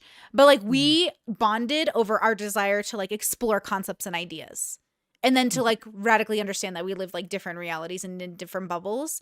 But like when we Mm. hang out, it's like it can sometimes be jarring, like to have people in your life like have a distinct like difference from you, but then you know like that's the best part. But the worst part, even in your friendships, like my sister and I, sometimes she'll be like, okay, I'm done. And I'm like, with what? And she goes, this conversation, I'm going to go do something else. And I'm like, okay. And like, that's just how we talk. We're like, hey, I'm going to go. I would rather be doing anything else right now. And I was like, yeah, I think that's really honest. Mhm. And I think I'm moving Yes. more and more towards that way of having friendship where I just want my friends to feel okay saying, Britt, I love you, but like, I need to do anything else. And I'm like, okay, bye. Yes. Because I Yes. totally get it. Sometimes Oh, you just yes. run out of spoons, but these friendships, these ones I hear from other people, the ones I used to think I'd have to have is like, oh girl, thank God I've never been to a baby shower. Like, I do not want to go to a fucking baby shower. Like in America, they do like these stupid games. I don't understand them where they have like chocolate in a diaper and like you eat the chocolate or something. And I'm like, is that mimicking poop? I'm out. I don't know what this is. Like, I'm out. But like, that's apparently so normal. And people are like, Brittany, don't you want to come to X and so's bachelorette party or this party? And I'm like, can I be real? No. My honest Brittany, I don't want to come. Does the Yeah. Brittany that feels obligated by this bubble want to come? Kind of. But I don't want to go. Even with my own Exactly. wedding, it got so stressful. I was like, canceled. My partner and I have decided we want to do our wedding, which is a small secular wedding with like 5 people max. Mhm. It's too complicated. It's like too much. When Yeah. I realize what I want to do, I realize it involves a lot less people. But again, it's not about them. I'm not rejecting my family from my wedding. I am choosing the Yes. wedding that I want. Yes. But that's the Yes. problem, is like everyone sees like when you go for what you want, a rejection of the relationship you used to have. Like I have these people who are Yes. always like, I can't wait till you're so successful at your job. I was like, so we can spend less time together? And they're like, what do you mean? I was like, oh, I'm sorry. Did you think I'd get more successful and have more time? Yes. Exactly. Yes. No, you dumbass. Because they're thinking, I swear to Oh, God, yeah. all my like younger siblings or like people in my life, they're probably thinking like, Brittany's going to be rich and we can go hang out all day. No, I'm going to be working. Like, I have to work. And so like that's the irony of all of life is like we always think we know what we want, but we don't understand the real consequences to it. Exactly. Very true. Very, very true. Yes. I had a very different image of YouTube before I actually did YouTube, and Yeah. it actually became my job. And now I realize, oh no, I'm not living the influencer life. Like it's not that at all. It's They're not even it's sitting living in it. front. Yeah, yeah. Exactly. They're not even Yes. living it. They So are. true. So true. Yes. I Oh tried to yeah. do No. cooking videos once, and I realized because cooking's like my zen place. For me, it's me time. I tried Mm. to do cooking videos, and I realized like it takes the joy out of everything. It's working. You literally are working. And so like I Yes. love this, and I try really hard not to get burned out. I don't know how Destiny never gets burned out, but I am a burner outer. I burn out like every 6 weeks. I'm tired and I don't want to do anything. And so a big part of it is like I know that if I get more popular, I'm just gonna have less time. And so a big part of me is like, I don't want that. But then I won't have the money to have the life I want. But then I won't have this. But then I won't have this. But then, so what am I gonna Mm. sacrifice? And I hate to say it, but like personal relationships take the back burner first because they're the only thing that doesn't bring me direct money. Yes. They only bring me direct joy, but the joy I have enough in my own life is there to sustain me. Like the joy I hold as an Yeah. individual is enough to currently sustain me. And then now I have this partner that sustains it even more. So it's kind of like, oh, the irony is so fucking clear to me. Like 2023, Brittany is like, oh no, I'm going to try 10% harder, okay, to be better at my job. And I already know it's going to fuck up everything. I just know it. I just know it's going to fuck up everything. Yes. Which But is sort of that's the ironic. contradiction of just the human condition. It is just a contradiction, and it's Yeah. just you have to own it. You have And it's to. yeah.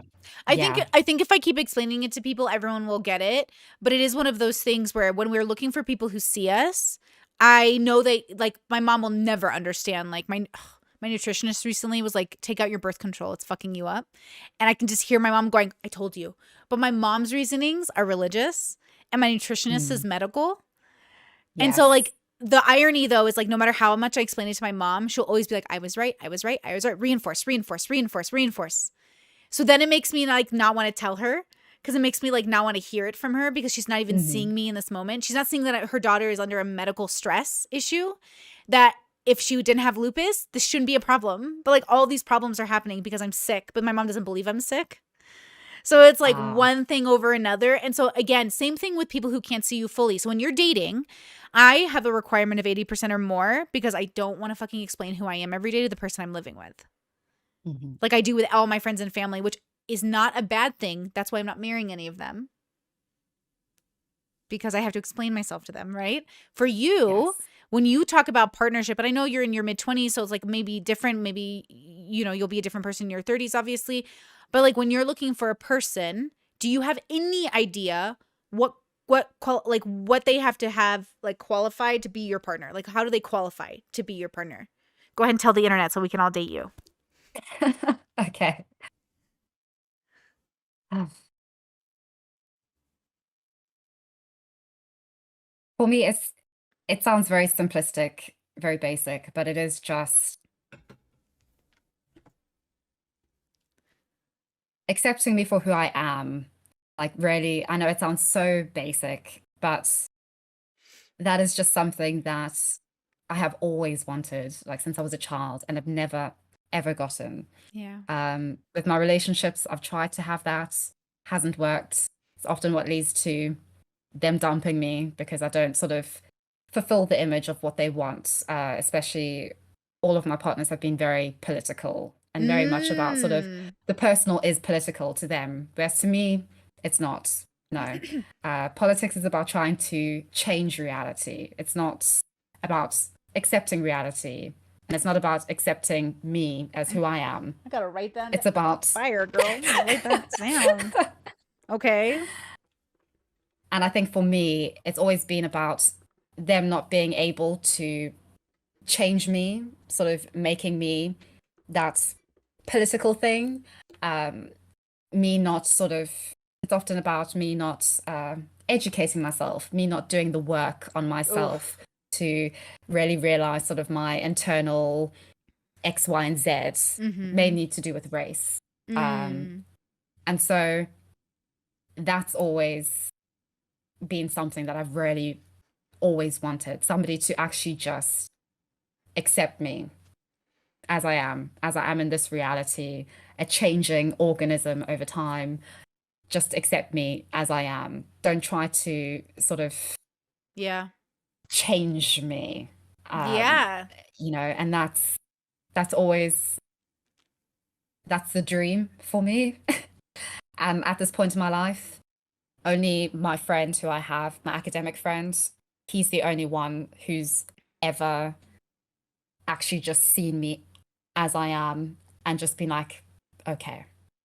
And we can just be still together. And there's no keeping up appearances. There's Yeah. no sort of, it's just, it's who I am. It's like, it's okay, you know, and Yeah. that's just something that I've just never had ever. And so, yeah, for me, in terms of a relationship, a partner, that would be it for me. Haven't found that yet. Haven't had that yet. But yeah, who knows? That potentiality is so funny. I had an ex-partner, and one time we were having like a really rough time, and so we were sitting with his parents, and his parents are so awesome. But they're like, okay, sit across from each other and look at each other in the face. And they asked him, like, do you want Brittany to change? And he goes, no. And they go, Brittany, do you want him to change? And I went, yes.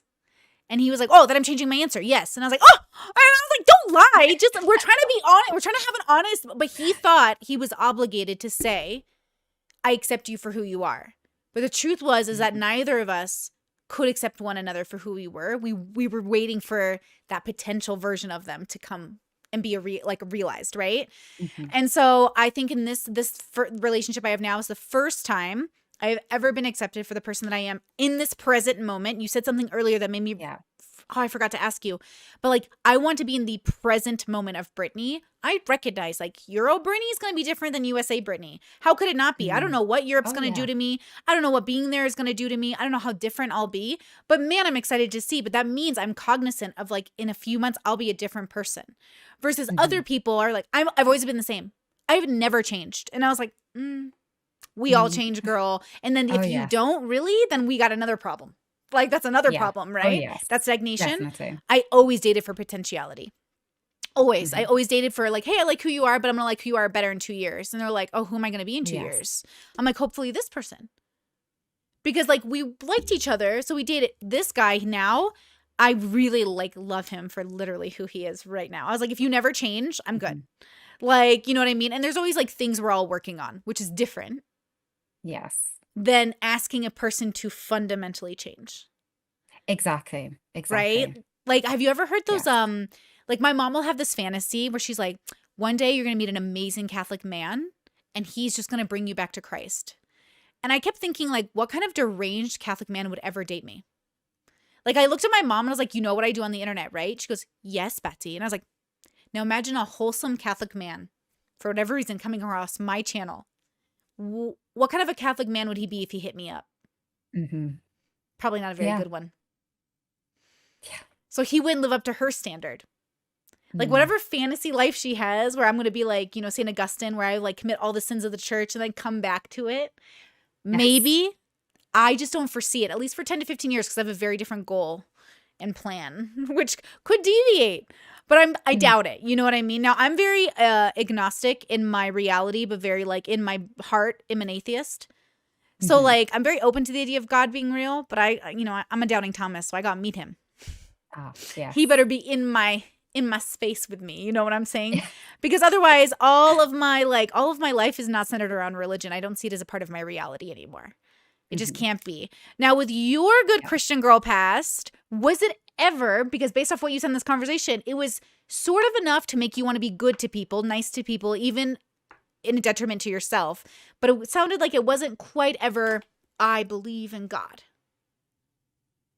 Yes. Well, something happened. Basically, I call her my adoptive grandmother, but she got breast cancer. And we were determined that, you don't need doctors for like anything, least of all for cancer. Oh, God. God's going to heal her. It's fine. And so for 2 years, I just watched her just dying. And it was the most bizarre experience seeing a human being decay so quickly. Like in terms, it was as if just figuratively, like her brain had been eaten away. Like she was delusional. She was vomiting up blood. I had to, with at least her carer at the time, we had to insert a catheter into her. And it was just the most bizarre experience. And for me, that just did not reconcile itself to there being a God. Why would God do this to her? And especially to me, I mean, it just didn't make sense. Like I'd done everything right. I read my Bible every day, went to church, did, good deeds, everything. And then this was happening. Didn't make any sense. I just didn't understand it. And it wasn't sort of like I woke up one day and said, God doesn't exist. I don't believe. It was just a very fluid sort of actually no. Yeah. And I've been sort of with that ever since, just that no. But in terms of what it's taught me, and at least the lessons and the metaphorical messaging within at least the Bible, Yeah. that resonates greatly with me. And I think I can't really get rid of that. And so that still sort of pulls me in a bit. But I think I appreciate the Bible and everything it has to teach me from a far more theological rather than a religious perspective. Absolutely. So 100%. yeah, yeah. 100%. No. And Mm-hmm. that's why I think Jordan Peterson, at least for me, that makes sense. That his sort of Mm. relationship with Christianity and with the idea of sort of morals and the idea of sort of finding meaning, sort of interpreting certain stories, certain miracles, and seeing actually how does this relate to your average Joe right now, sitting in his room feeling like an incel?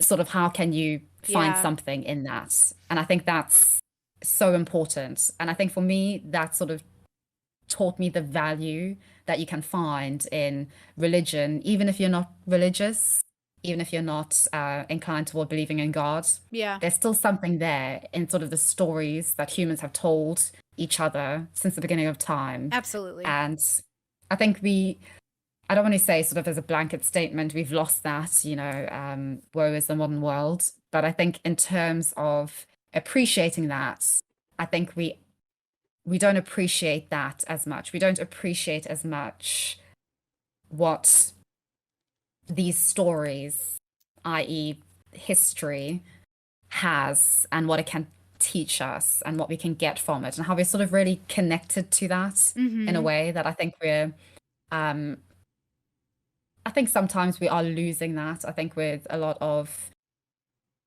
I guess, critical theory, the idea that, or like postmodernism, the idea that sort of there's no truth, history is that of like oppressors and everything Mm-hmm. bad, and we're on the right side of history now. I really don't buy into that. And I think Mm. that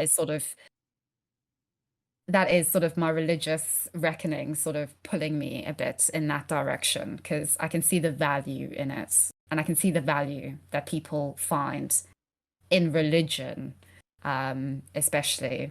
So yeah, it's a weird relationship to God, but maybe when I'm on my deathbed, I'll, for very selfish reasons and because of fear, Yeah. I'll be like, yeah, I believe. Yeah. But right now, that's so far out of my like sort of view of myself and the world and my concept of time and my mortality, that is not something I'm thinking of. But I do think, not just for me, but I think in time, I think the West is going to go back to Christianity. I really do think that. Maybe not this century, but next century. I can really see that really resonating with people because at the Mm. moment, I think there is sort of this abyss and a bit of this, I wouldn't say nihilism. I think sort of spirituality is filling the void for a lot of people. Yeah. Consumerism is doing the same. Mm. But I do Mm-hmm. think that just with the rise of Jordan Peterson, there's definitely an audience who want that meaning, who want that sense of something higher than humanity, than this Yeah. world, than this life. That Yeah. is really, it's there. And it'll be interesting to see. But yeah, yeah. I wrote down the word wander, like wonder. Like I wonder if people, because something about Bible stories always makes me think like the universe is like I feel like this great sense of wonder where I'm like, oh my gosh, like wow. And like there's something to be said about the way I was even raised. Like my dad like loves space. And my dad's just Mm, like space, Brittany. Like think about it, Betsy. Like space is like God created like this like infinite like he explains like space and like he'll go on, he's an engineer, I don't know, he uses engineer words, and he'll talk about space and I'm like okay, and I'm like listening to him and I'm like cool, and he's like so God, and I'm like oh weird, my brain went mystery. Mm. His brain went God, mine goes cool, mystery. Because like I don't know what's in space, but he goes God's in space. Well, God's not in space, but God created space. And so I'm like, oh, that's Yeah. interesting. Like to look at a planet, because like I will look at a planet, you know, like through a little telescope, and I'm like, like we're like nothing. We're like little like energy beams on a planet. We're useless. Like we could die. Like we'll just like we're nothing. And my dad's like, Exactly. God. And I'm like, damn. Okay. So then when I went on my journey, I had to ground myself without God. Mm-hmm. I had to feel okay in the chaos without God. Like when shit hits the Yes. fan, my parents go, God. And I go, cool. When shit hit the fan for me, I was like, oh no, there is no Yeah. God. So Oh, yeah. how do I ground myself? And I went Mm. straight into like, you know, Marshall Lanhan's like radical acceptance. I was like, what does it mean to radically accept that I don't know anything? How does it feel to be like a Socratesian like idea thinker where I'm like, okay, I don't know anything. What does that Mhm. mean? Because I thought I knew a lot. I thought I really knew a lot. And you know what's even weirder about my brain is like, girl, I'll just forget it if I'm not focused on it. Like I went on Destiny's stream and he was like, are you a reactionary? And I forgot what that meant. I was like, no, I do reaction channels maybe. But like I don't know the lingo of bubbles if I leave them. So I forget, even Catholicism, I have to like stay updated because like I forget terms if I'm not consistently in it, which is such a reinforcement to my idea of like, dude, when you live in a bubble, no matter who you are, it means you've forgotten that other people live differently and believe it so as much as you believe what you're believing. Yes. Like Yes. sometimes I'll say things like, I don't believe it. Like, I don't believe you. Like I'll say like, I don't believe you. What I'm really saying is I don't think you've thought this through enough to actually come to this conclusion so much as you landed on it. Mhm. But people, even when they land on it with such blind faith that it is just as real in their life than that my life is. I just feel like I've spent more time on my life than they have. But really what they've done is spent enough time to find their joy in that world. Mhm. So we don't require the same things. Like I don't require God to find joy, but I think my parents do. Yeah. And so when you know yourself enough to know what you need, you can start really eliminating things from your life you thought you wanted, or maybe just have it because you want it, like relationships. I went on a lot of first dates in the last 3 years, like a lot of, hi, okay, next, and next, and next. And everyone was like, Brittany, you're being picky. I was like, I'll find them. I'll find them. It's not a big deal. And like I'm going through, versus before, I dated people just because they were there. Mhm. We were having sex. It was great sex. So they're like, we would make a great couple. I'm like, I'm not sure that's the same thing. Yeah. And I found out it wasn't, right? Like I can have great Mm. sex with people I'm not in love with, but the dilemma is, or that I am in love with to an extent, but I find that what I need comes from my desire to like quench my curiosity. Mm. So a partner that can help me like observe my curiosity with me and them too, I think is much more something I need now than I ever thought I needed before. So like before I thought I needed a person that I got along with, but I got along with a lot of people. So that can't be it. And then I thought I needed a person who just like was the same political background as me. Like, oh my God, you said something earlier. Wait, you said you dated people, but because you weren't, correct me if I'm wrong, in accordance with like their relationship to race, I'm assuming you dated like maybe Black people that were like really politically Black or something. Yes. And it didn't, Yes. and you didn't match up because you weren't Oh, Black yes. enough or Yes. something. Yeah. And white people are very, very left as well. Yes. Okay. Yes. I want people to imagine this because I used to date politically. And I used to be Right. very much like, Okay. you need to vote with me. You need to be the same as me. We need to have the same Yes. conclusions. But I realized like, okay, I'm not even that politically involved anymore. But in my current relationship, it's more like, well, why did you do X thing? And if the why makes sense, then I can accept the aftermath. Versus Yes. before it was, there is never an exception to this, ever. Because this only means one thing. So when you talked about, hold on, you said something else. Oh, I should have written it down. Dating, being yourself. Okay, that's what I'm saying. So now I'm in a relationship where I can be absolutely unfiltered. Like, I mean, literally unfiltered. And this person just understands my perspective. Even if I say things that are so bad, so not a part of my character, maybe I'm upset and I'll be like, oh, I'm really pissed, blah, blah, blah, blah, blah. And he'll be like, oh, that's really insulting, but funny, but clever. But I know you don't really think that. And I'm like, I know, but I'm venting. So other people in other relationships, they started to go, oh my God, is Brittany like dangerous? Is Brittany like racist? Is Brittany like sexist? Is Brittany like anti-feminist? Is Brittany like, they started to get afraid that they were dating someone they didn't see. They didn't know. You know, when people say things like, I just woke up one day and realized I don't know who my husband is. And I'm like, what happened? So I'm trying to really recognize that a big part of it was that we're dating people that don't see us, but we're like okay with it until we're not Mhm. okay with it.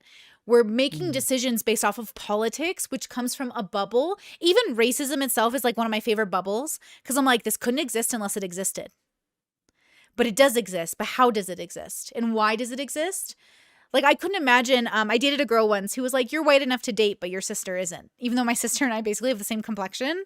And I was like, I don't get it. She goes, your sister just looks more ethnic. And she was raised by a really racist father who I met and was so perplexed about how racist he was. Like, he knew neighborhoods in LA that I didn't even know. He was like, oh, you went to X neighborhood? Is your friend black? I was like, yeah. Yeah, how'd you know that? And he was like, that's a black neighborhood. I was like, how do you know that? And then he was just like, and I'm not from LA, so I don't know LA very well. But he was like, yeah, like I know that because I try to stay away from those neighborhoods. And I was like, oh, we're just going to say it out loud. And then I talked to him about it. I was like, talk to me about your racism. He's like, well, I feel like more than racism, it's about survival. I was like, okay, tell me about that. You have one kid and you're not going to have more and you're going to die in about 15 years. So what do you need to survive for? What is the point? And so we would have like open discourse about it. But to be honest with you, I was hoping she would change and she would be less racist. And eventually by dating me would leave it all together. So I wasn't really in love with her, right? I was like hoping for a version of her that never existed. Yes. And I think that's what's Yes. happening everywhere, even with friends, but especially in Yes. relationships. And so I Yes. think that's why I had to ground myself, like find a way to ground myself by just knowing what I needed and allowing people to move around that. Mhm. Like even this here right now, I didn't realize people would be so hyped for this conversation. Like I got a lot of people DMing me and they're like, oh my God, finally it's happening. I was like, oh, is there like an event I was supposed to like prepare? Am I like not prepared for this conversation? Because I just wanted to get to know you a little bit more and like shoot the shit. Yeah. But I have to then wonder, what is in the mind of the viewer that's like, I've been waiting for these two to talk. I'm like, ooh, what kind of conversation were we supposed to have? Oh, yes. Oh, that's daunting as well. Like, I wonder if Wow. they're satisfied because, like, I had no intentions. Like, I feel silly that I was like, I just wanted to talk to her. Do you know what I'm saying? Yes. Where do these Yes. expectations come from if not like some like script we've been given instead of like, what do we really want? Exactly. I just want whatever's going to happen in this conversation to happen. That's what I want. Yes. Yes. Exactly. Exactly. Like, what did you want from this conversation?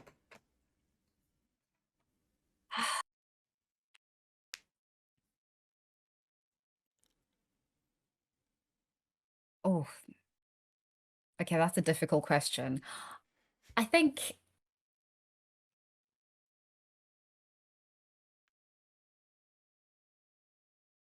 hmm. I really don't know.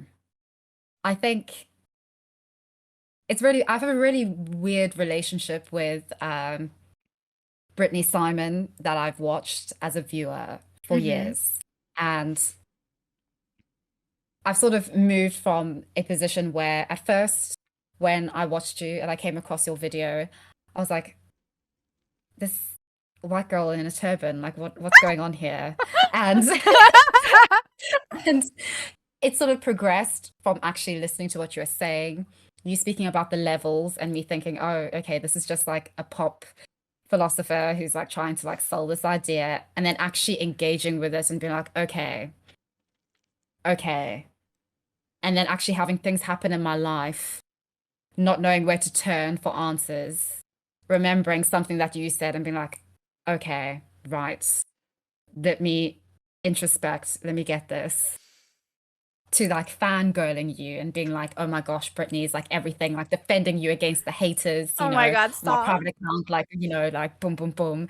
And then having to reconcile myself with, I think on one of your, like an earlier episode of your podcast, you said, I want to be a mentor, but that doesn't mean that I'm not human. And so don't put me on a pedestal And there's always that contradiction when you put somebody on a pedestal, because at some point you find out that they're human. And Yeah. you're speaking about sort of the relationship that people have had with Stephanie Myers and with J.K. Rowling. And it was so like, that blew my mind. And just looking at like Twitter today, it's like, yeah, Yep. I can see Yep. it. And for me, sort of going from that point of sort of idealizing you and what you were saying, and you being like sort of like my Nelson Mandela, basically, having Girl. you basically say to me, no, it's true, it's true. Having you say, actually, no, I'm not Nelson Mandela. I'm a human being. And, you know, Nelson Mandela is a human being as well, and he's flawed. And people in South Africa are realizing that now, that he actually wasn't that great of a guy. He's just a guy. Is anyone? You know, yeah, exactly. At this point, I'm not convinced. Exactly. I'm not convinced. Exactly. And it was reconciling myself to that and be like, oh, Brittany Simon is a human being. Yeah. You know, she's not a wise human being. She has wise moments and wise thoughts, like you said. And coming to that, and then watching you react to a video of mine as well. You made a video, I think it was on my what was it? Something about dating, Johnny right? Depp, Amber Oh, Heard. Johnny Depp. Yes, Amber Heard. Yes, Yes. I was that so one. mad at you, Yes. girl. I was so in know. that case, girl. I know. You were so mad at me. But I think what really, like, I was really upset in the moment because you said, you know, I hate it when YouTubers play music over like their videos to try and hypnotize you and like keep you in. And I was like, so like, oh my gosh, like this person who I've idolized, like she can't like stand me and everything. And then it was like, it took me like a week, and I was like, you know what? You need to actually listen to what Brittany has been saying and what you've been listening to Brittany saying all the time. Like, you've applied to other people and sort of like how they navigate the world. It's time for you to apply it to yourself, okay? If Brittany doesn't like your music that you play over your videos, that's fine. That's totally okay. Brittany has her reasons for not liking that. You have your reasons for liking that. True. That's fine. That doesn't mean that there's irreconcilable differences. It doesn't mean that you're shit or that she's shit. Right. Like, it's okay. It's fine. And at the same time, she's a human being. She doesn't like your music. That's fine. Yeah. That's a very human thing. And so it's sort of like looking at your mentors and your idols and being like, okay, like I can actually see myself in you insofar as being human. Like, Brittany has things that she doesn't like. You have things that you don't like that she must like. You know, you love anime. I don't get anime. It makes no sense to me at all. You know? Yeah. And it's like, you know, that shouldn't be like the be all and end all, and it shouldn't be something that is taken like sort of so seriously to like sort of the bitter end that it sort of ruins my association with you. So I think that was a very important learning point for me. Even something as trivial as like sort of the background music and videos like made me have this sort of reckoning with myself and sort of how I viewed you parasocially. So did you ever think about reaching out to me that week and being like, look, bitch, okay, I have more subscribers than you? I did. I was so tempted. Oh my God. The most I did was like, I think I like put out a tweet about it. That I think that was the most I did. But as I said, I'm so passive that I wouldn't, it was just far beyond me to even like reach out. So I was, yes. And it was sort of like it was a really weird moment, sort of having you react to me. I was like, Brittany knows who I am. Brittany watches. Oh my God, stop it. I'm like, Kidology knows who I am. Why does she know who I am? Like, why do we all think that as YouTubers? I always am shook when people know who I am. I'm like, huh? What's happening? Why do you know who I am? As if I have a secret YouTube channel that no one sees except the people that I know see me. Yes. Yeah. Yes. Like, what? Why? Exactly. I was recently on a conservative channel because I talked about Pearl, and I was like, oh, why are they talking about me? And like my people are like, you're a YouTuber. I was like, do not introduce me to the conservative bubble. I don't want the conservatives to know who I am. Like, what? And I'm like, what if my dad watches this channel? And like, I'm freaking out, right? But I'm like, I'm a YouTuber, Brittany. Like, people can make videos about you, but in my head, only these people know who I am. Yes, exactly, exactly. Yeah, but Yes, exactly. It's like, so we're good, right? Like I didn't like we oh didn't yeah, okay, we're good. Okay. we're good. Okay, That was good. important for me. It was a learning experience for me, and it was like, it was introspective, and Good. it's like, that's fine. Yeah. Like that doesn't, that's sort of like the human's gonna human, as you say. Like, Yeah. that is Especially what it me. is. Especially me. Exactly, People exactly. people totally okay, I'm working on a levels again video Mhm. now that it's grown and everything and now that I have better words because people still think that like they'll be like, Brittany, you have to do better. You're a 5. And I'm like, "Okay, what does that matter?" And they're like, well, because being a 5 matters. I was like, no, it doesn't. It doesn't mean anything. It literally is useless. I made it up. And like, it doesn't mean anything. And then people are like, but you're the one claiming you're a 5. But I was like, but I also claim that being a 5 is the same as being a 2. Like, it just doesn't Yes, matter. Like, it just can't matter because it just like, yes, it can't matter. Like, if you think yes, it matters, well, that ruins the whole point. I even say the language of the levels is like a 2 concept. Because if I was just if I was a 5 without needing the language, I'd just be like, hey, we're all different and diverse and all of us go through things differently. And because we experience life differently, we're not going to come to the same conclusions. That is what the levels are. But then you can't. yes, You have to like make it into a thing. So I say, okay, so 2s think, oh, well, I yes, don't want to be a 2. I want to be a 5. Okay, well, then revert to the original. We're all different and we're all going to do things differently. Going back yes. to the beginning of the conversation where we talked about chaos, like Hmm. chaos is because of freedom. If you don't want chaos, then who's going to rule and what laws are we all going to follow? Who is going to be the people that do not get an opinion? Exactly. Because we're Yes, all going to want different realities. So who is the person? exactly. And so again, I Yes. can't talk just like a normal person because nobody hears me. But the moment I call it the levels, the moment I make numbers, the moment I say bubbles a lot, oh, Brittany's You're a doing her. cult leader. Yeah, well, that one too. You're a Yeah. Oh co-leader. yeah. You're Yes. doing something different. But then, Oh yeah. I just watched your video. The left should do better. That one. In the Yes. last 30 seconds of the video, I think, or the last 2 minutes, the girl says, "You're in a bubble." The like trans girl or feminist girl or something. Somebody says to somebody, "You're in a bubble." I don't know what video Yes. that was. And I was like, oh, see, I hear it. I know people are using it, but everyone's only ever using it as an insult. Like, you're in a bubble, Yes. which means you're missing something. But yes, you're in a bubble. What am I missing? It's a great philosophy. Like, it takes a lot of, I think, openness to say, what am I missing? Yes. But I think, Yes. again, because I don't want to shatter people's ability to be free and choose a religion or something, I don't think it's my job to like convert people out of religion or convert people more my way or convert people.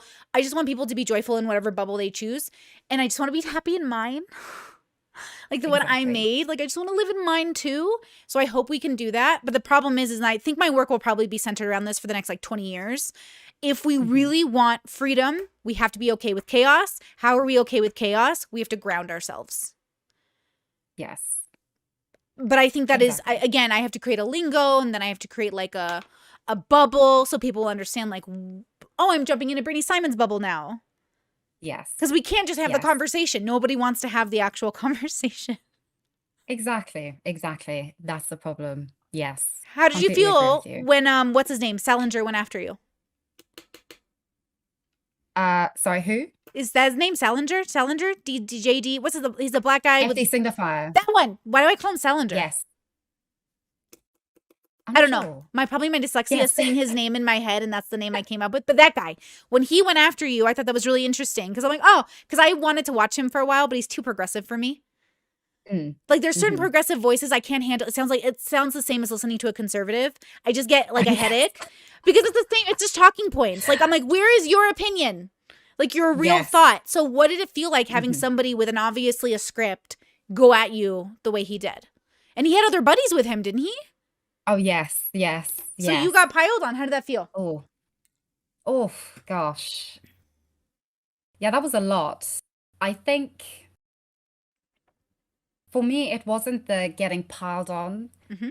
in as much as I sort of came to I made this video about the left, Mm-hmm. and then they made a video response. And that was fine. I was like, okay, you've done your thing. I've watched this. I can take that. The issue that I had was primarily with their attempt to psychoanalyze me. And in the comment, Mm. this very fabricated psychoanalysis of me being self-hating, anti-black, a TERF because I live on TERF Island, just all these sort of things, and especially creators who I also watch in the comment section, like big creators Oh, saying, wow. you know, used to watch her, don't anymore because she doesn't, she's not progressive enough, or she's not this or that, or, you know, she's a TERF. And that was very disappointing for me. I think insofar as I found myself, at least in my responses, being very willing to say, okay, I'm going to put myself aside for a second. I'm going to take myself out of my shoes and I'm going to put my feet into your shoes, into your world, into your reality. Even though those shoes don't fit me, they weren't made for me, they're not for my feet. I'm going to squeeze my feet in there and I'm just going to see everything from your perspective. I'm going Mm. to read what you read. I'm going to read your sources, your data, I'm going to see the world through your lens of reason, which is sort of belief presented as fact and truth. Mm-hmm. And for me, I think the thing that really affected me and sort of shook me after that was that they weren't willing to do the same thing. They weren't willing to take themselves out of their shoes Right. and sort of put my shoes on. And I guess maybe it's naive that I sort of have this hope that that's what we'll be able to do, sort of, at least when we talk to people, when we have conversations, when we disagree, that it is sort of, you know, you have your bias, you have your prejudice, you have your bubble, you have your projection of what reality is for you and therefore for everybody else. But at some point, when you talk to people, you're faced with another consciousness, another reality, Yes. another representation of the world. And in order to make it work, in order to sort of make something out of the chaos that is a completely different experience, confronting and challenging yours, Mm-hmm. like, you know, you got to swap shoes, you've got to try on different shoes, you know, you've got to somehow make it work. Yeah. Yeah. And I found that they weren't willing to do that.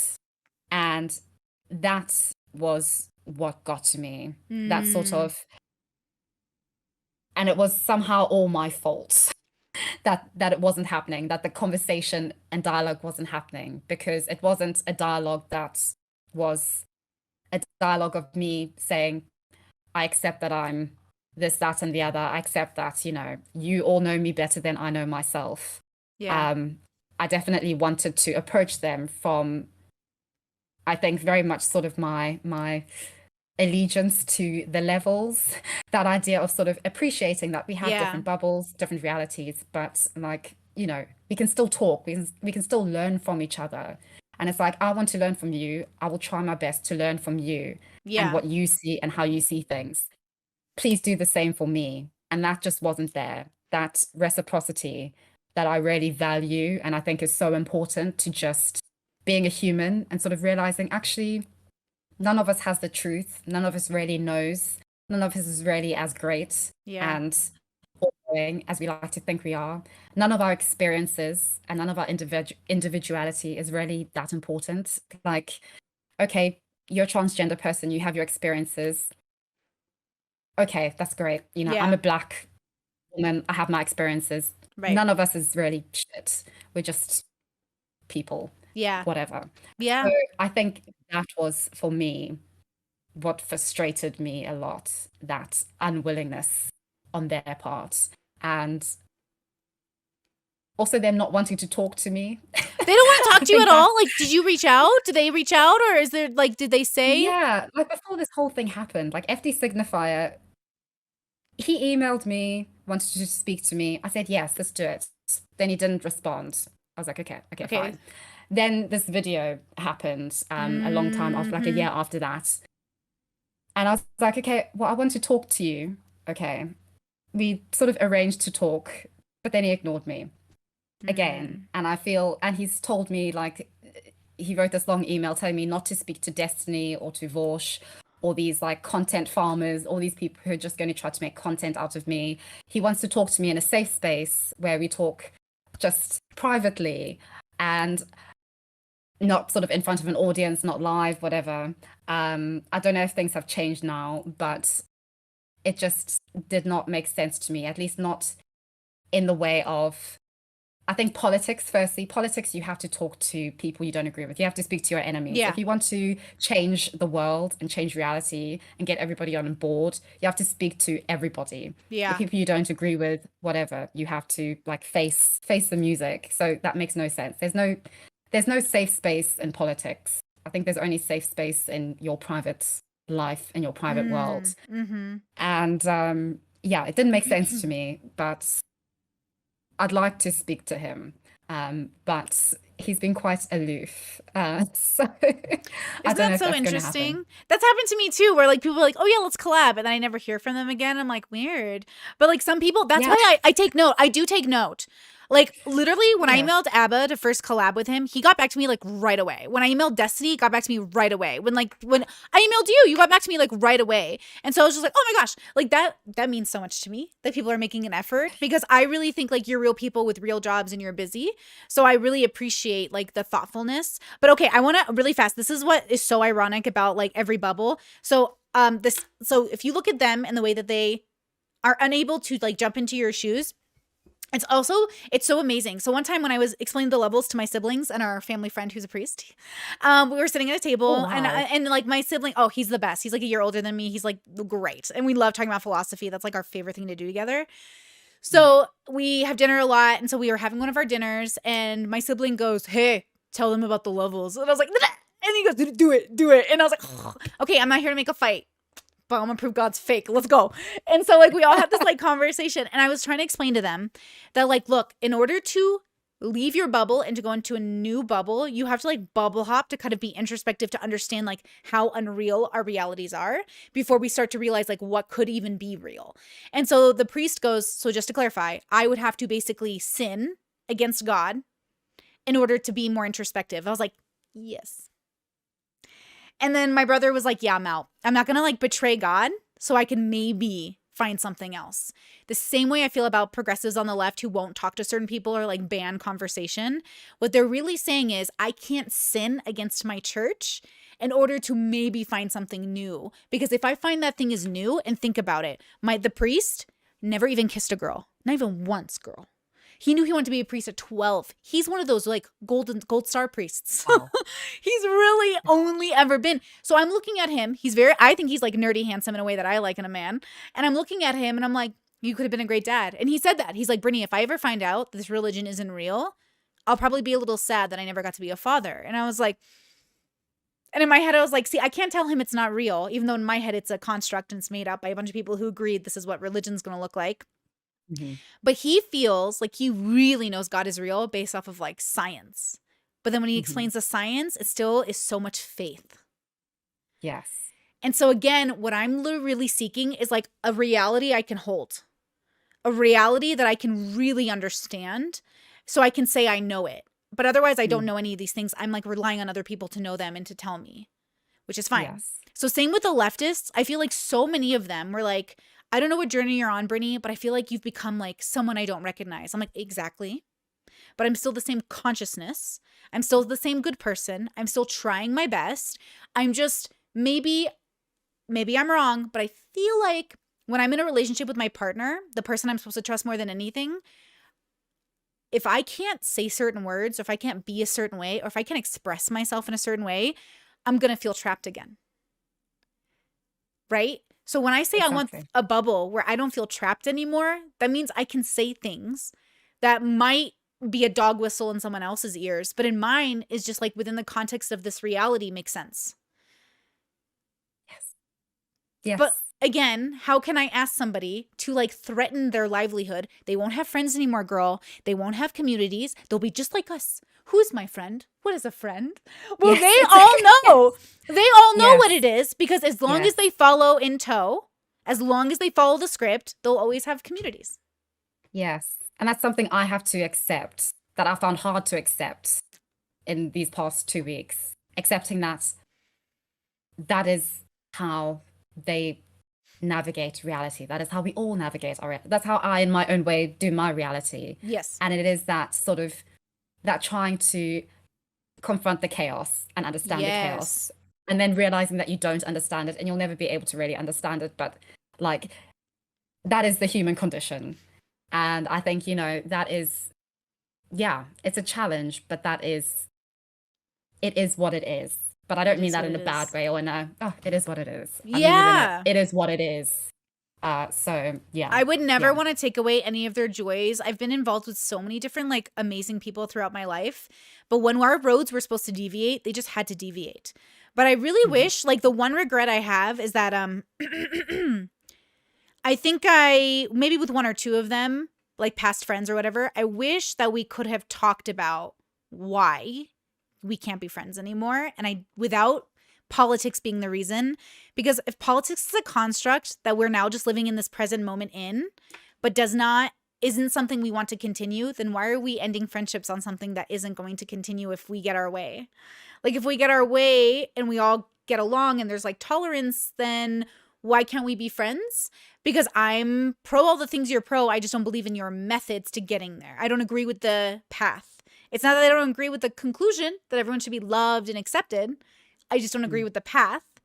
But they're Yeah, like, there's one path. And I'm like, oh, just like the one path to Christ.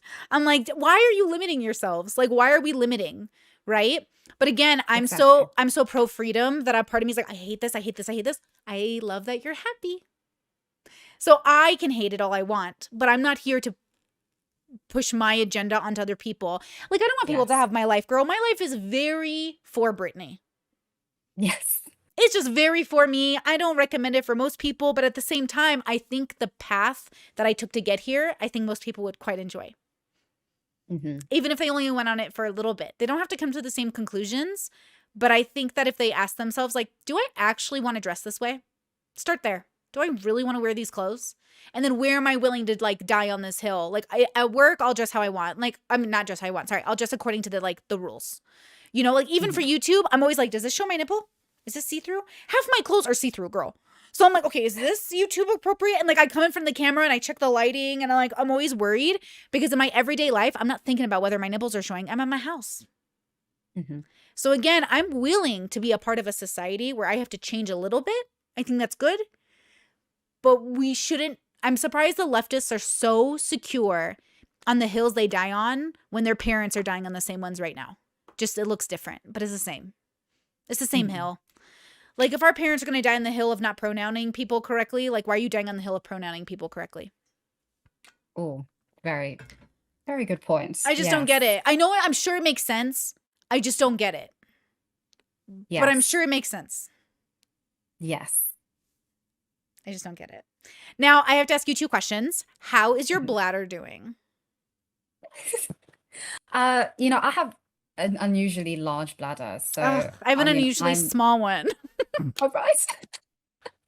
I really want to pee. But then I want to also ask you, do you have any questions for me that you want? Because I've been asking you a lot. I don't want you to feel like, I'm right here in front of you. So if there's anything you've wanted to talk about, um, maybe? Yes, well, I think you've sort of answered my questions. I had two, just sort of about your bubbles Mm. and which bubble gives you the most joy. Mm-hmm. I think I've sort of gotten an idea based on what you've said, and like also, I guess what I've sort of like watched recently of your content. But in terms of you just saying what you want to say, unless you want to go to the bathroom, completely understand. I think I can hold it another 20 minutes. Okay. And then I'll pee. Yeah, but I Okay. figured because that way it'll be easier on my editor. He doesn't have to go through and cut me out and all that stuff. Okay, so Yes. then I'm curious, what you wanted to ask me about my favorite bubbles or like the bubbles that bring me the most joy?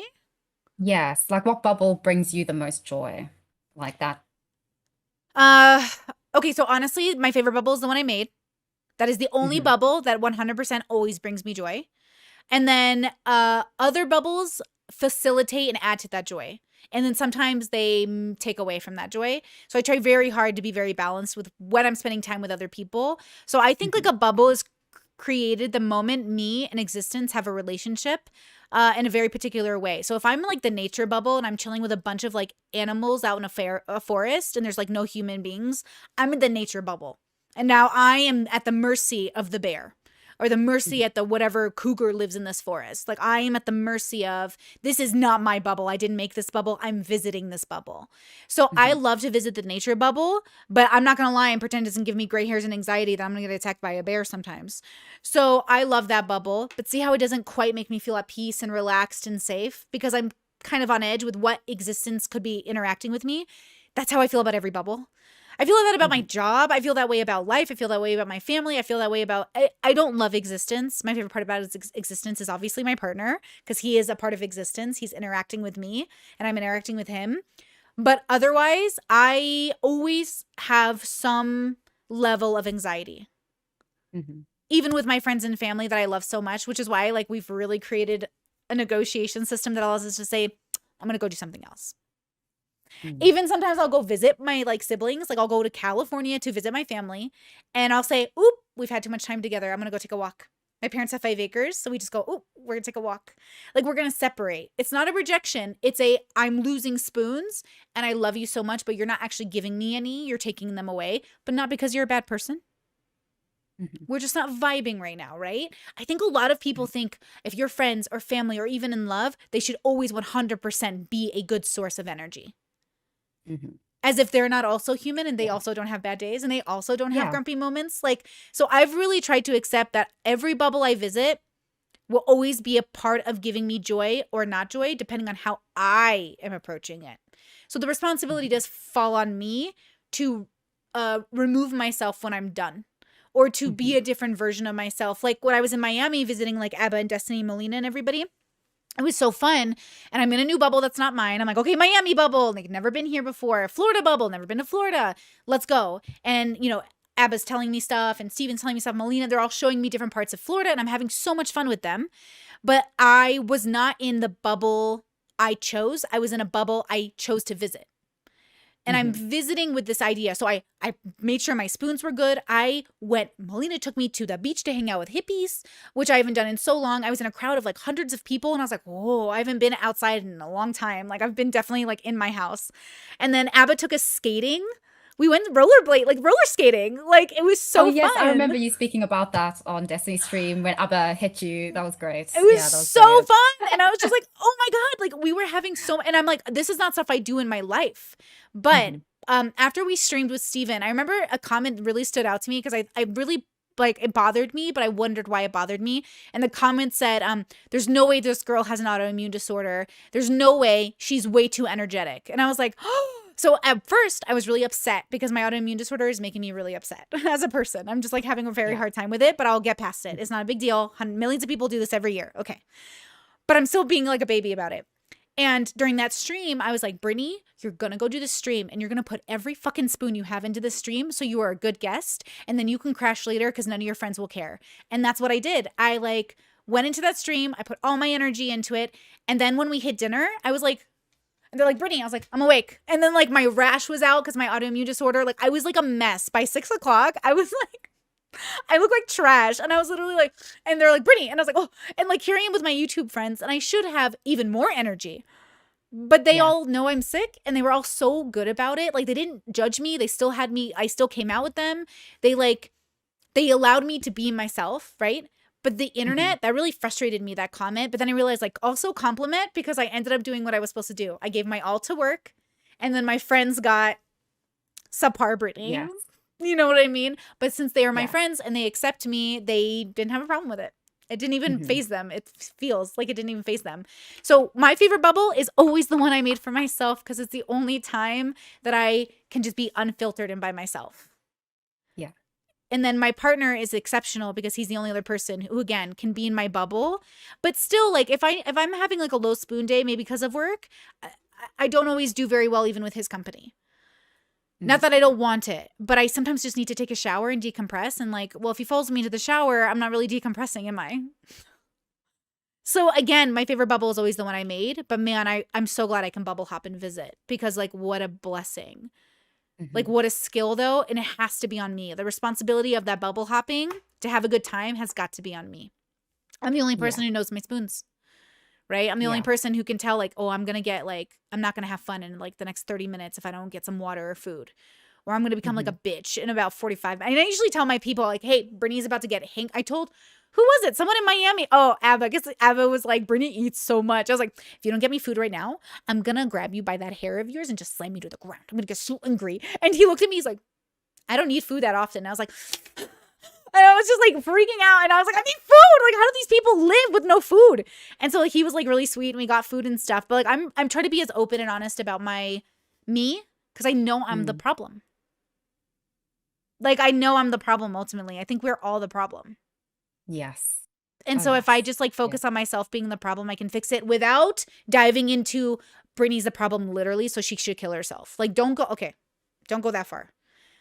But know that you're probably the one who's going to ask someone to deviate the plan. And if you're going to be the one, make it okay for people to deviate their plan. Including me. So when people ask me to deviate from my plan of isolation, you better have a plan of why you're asking me to do this. And it can't just be because I want your attention. Okay, you selfish bitch. That's nice. And that's what happens, by the way, is everyone goes, join my bubble so you can be a part of something I've done, so you can also validate that what I'm choosing is right. I'm the only person who lives in my bubble. I don't need other people to tell me I'm right. I did all this work to make sure that I'm happy and joyful. And being right, well, that's just lucky. You're just lucky if you're right. Like the conservatives, when they guessed that masks weren't going to do shit, that was lucky. They didn't know that. That was luck, girl. They did not know that. They didn't know that. Please, their surgeons don't wear masks. Okay, so they must have thought it was useful at some point. They just got lucky with that whole like mask statistic, which is fine. Like I didn't even wear masks or get the shot for like 2 years. I was like, I don't leave my house. But then I eventually got it to travel and stuff. So again, it's like, what is my favorite bubble? The one I made for myself. So I don't have no headaches. Brilliant answer. Wait, what about you though? Because you haven't made one, technically. Yes, that's why I wanted to ask you, because I think that's what I aspire towards making my own bubble. Yeah. But not because I want to sort of just validate my idea of my world and my reality, but because it'll give me joy. Exactly. And I haven't found that yet. That bubble that gives me joy, that sense of being that gives me joy. And I will. Sorry. I wanted to clarify that my bubble that I made for myself that brings me the most joy is when I'm alone. So it's not this bubble. I love this bubble. This is my second favorite bubble. Yeah. YouTube is my second favorite bubble. And I love my Discord. I love that bubble. But when I'm alone or with my partner, because he integrates into my bubble really smoothly, that's my favorite bubble. So then the question I have for you, are you looking for a bubble? Or are you going to make the bubble with yourself? Or do you think you need other people to be a part of the bubble for it to be joyful? Every answer is a good answer.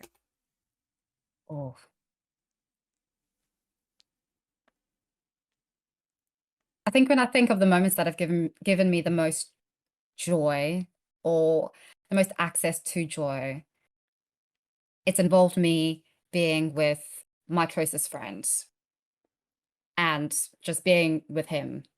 That's when I'm just still with myself and with this person, and it just feels so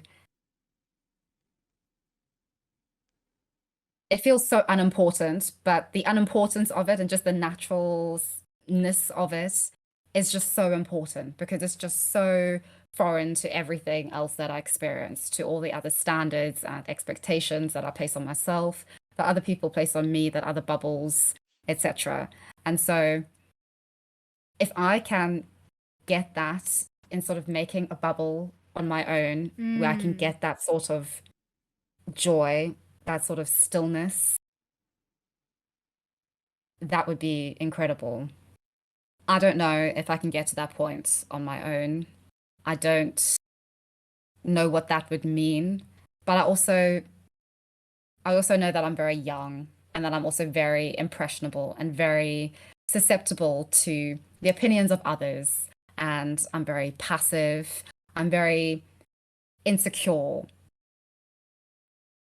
And so I can't really say that that's never going to happen, because at least where I am now, if I think about where I was like 5 years ago, like I'm not even the same person. Like it's like two Totally. different people. It's Totally. incredible. I don't know what's going to happen in 5 years' time. And so I can't sort of look at it with doom and gloom. I just need to Mm. sort of look at it like, something amazing could happen, or something like could change really Mm-hmm. dramatically. Like you said on one of your streams once, you said you can't wait for Brittany in her 40s. Like that's going to be your I'm era. so excited. And exactly. And I've never heard anybody describing like sort of their 40s, or like getting older, or like a new chapter or a different chapter of their life being like that, like Yeah. looking at it from that perspective. And that's something that I really want to do, and really I need to do that just for myself, Yeah. in order to sort of just like keep going. So Yeah. yeah, yeah. I think you said something earlier. I wrote it down, and then you just said something again that made me think about it. You know how and I think this happens to all of us. All humans are susceptible to this, myself included. You know Mhm. when you're just like, let's say you're on Instagram looking at really hot girls, and you're like, man, could I ever look like that? And then all of a sudden you're like, could I get a nose job? Could I straighten my hair?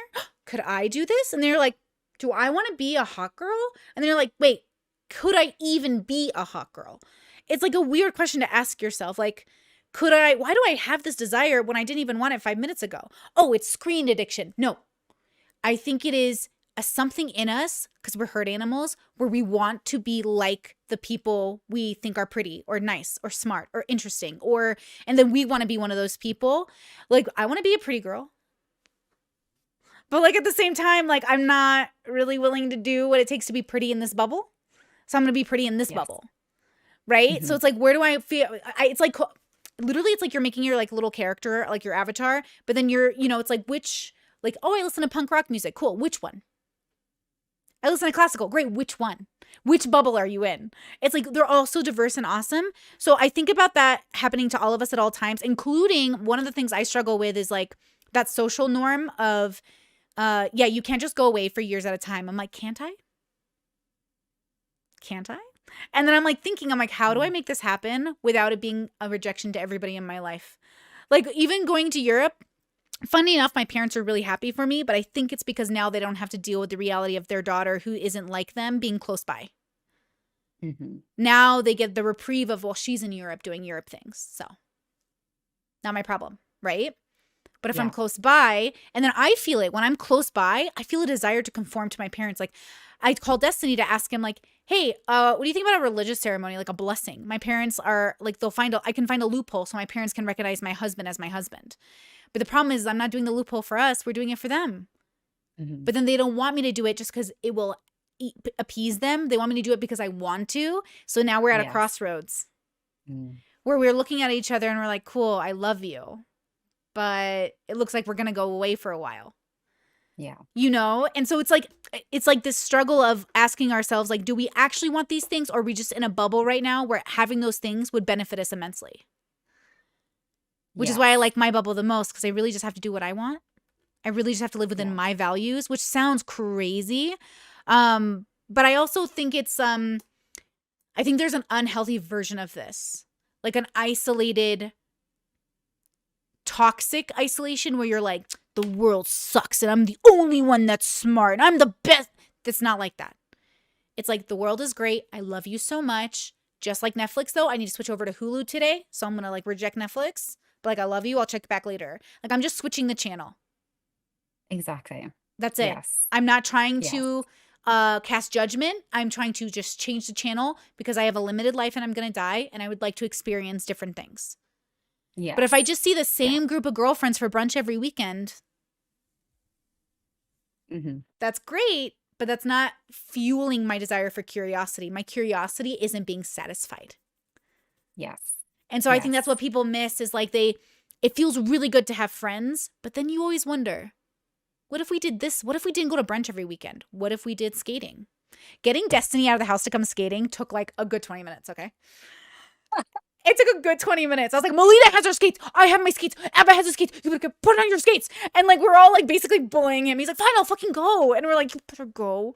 But like, Oh for my gosh. him, Wow. right? That's like a big deal to get out of the Wow. house. to go do Yeah. something. And then I told Abba, I was like, look, I have skates and I would never go skating unless you made me go skating. So I'm so glad you made me go. Yeah. That's why we have to hang out with different friends. So we can do different things. And at the same time, your friend could just be somebody you have at like, I don't know, a yearly conference, a yearly VidCon or MythCon or Comic-Con. Yeah, exactly. I'm good with all of those, girl. I love going to Comic-Con bubbles. So fun. But like not my I don't do this every day. This is not my life. But I love to visit. Sorry, that was a really long monologue to bring it back to like something you brought up. I don't even know when, but it made my brain go, oh, like when you said you were impressionable. Aren't we all? Yes. Yes. Even me. I'm just saying, like, even me, I'm so stubborn. I'm like, I don't want to do it. But I'm like, but maybe I want to do it. Tell me again why I should do it. You know what I mean? Yes. Yes. But I think it's then also getting back to that point of, like you said, that example of scrolling on Instagram, like sort of, okay, asking yourself all these questions. At some point, it is a matter of, okay, now what do I actually think without all of this influence? What happens when I put my phone down and I sort of go back into my world? And I think that can be difficult. It can be difficult to sometimes just put the phone down. So hard. And yeah, so I think that's a point that I want to get to, where I can just put the phone down. I can just be like, okay, that's their bubble, that's their world. And then in my world, I can be an Instagram model, whatever, it's sort of, all these things. It was like, I was thinking when you were saying that about sort of being beautiful or attractive in your bubble, say, I was thinking of that recent story about that police officer, and then all these other police officers got fired because they did a train and all of this. And the internet was going wild because according to the internet, like, she's average, she's not pretty, she's not anything. But then in her bubble, like what you were saying, like I was thinking like in her bubble, good point, she's the shit. Good point. In her bubble, and it's just, it's so interesting to look at it like that, because then it sort of just shatters this whole worldview about, this very red pill idea about beauty and looks and attraction and sex appeal. And it's like, life is just so much more nuanced and complicated, and just, we can't explain it. Like, it just, it's wild. Like, that story is wild. But that made sense to those people in that bubble, in that world, with that police officer. It was interesting. It's interesting to see the world like that. Yeah. Because that's a great point. Is, like I said, yeah. No, that's a great point. And I'm like so critical about looks, only because I think people are just like animals. And so I'm like, look, we're basically asking again, who's the cutest bear? And I kind of feel like it's kind of a weird question, but it's also a great question because there are some ugly bears. I've seen them. And so like, I'm like, okay, there are like a difference. And it's like, it's really what I think people are seeing is like the warmth or the not warmth in people. So like, I saw that girl and I was like, I bet she's pretty warm, even if she's pretty plain. Versus Pearl is plain, but she's so cold that I'm like, I don't get it.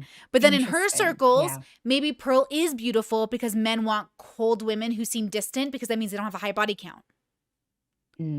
Versus if you feel too warm, maybe you come off as slutty and so you're less loved. Like, everyone always does this thing where they're like, I wonder what Brittany's relationship is like with her father. I was like, I don't know, bitch, let's call him. And then like, and it's just like, I think that's such a funny, like, it's such a great conversation to be had. But like, the irony is that my dad's just like, I hate what you do on the internet, but like, props for making money. I was like, thanks, Dad.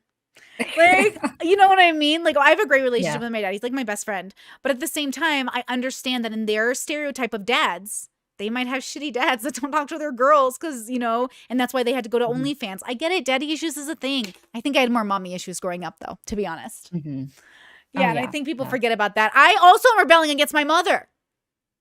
It's not just about my dad. Difficult. That's hard. Okay. That's hard. Moms are way more critical than dads. Like, dads just like get grumpy about it and don't talk to you. Mom's like, my mom puts me on blast. You know what my mom said to me?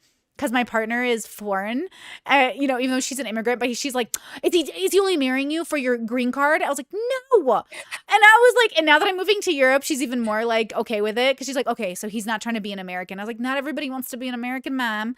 But she, in particular, my mom dragged me, girl. When I told her about him, my mom goes, Betsy, what does he want with an old lady who has an autoimmune disorder, who's dying and going bald? And she's like, what does he want with you? And I was like, ouch.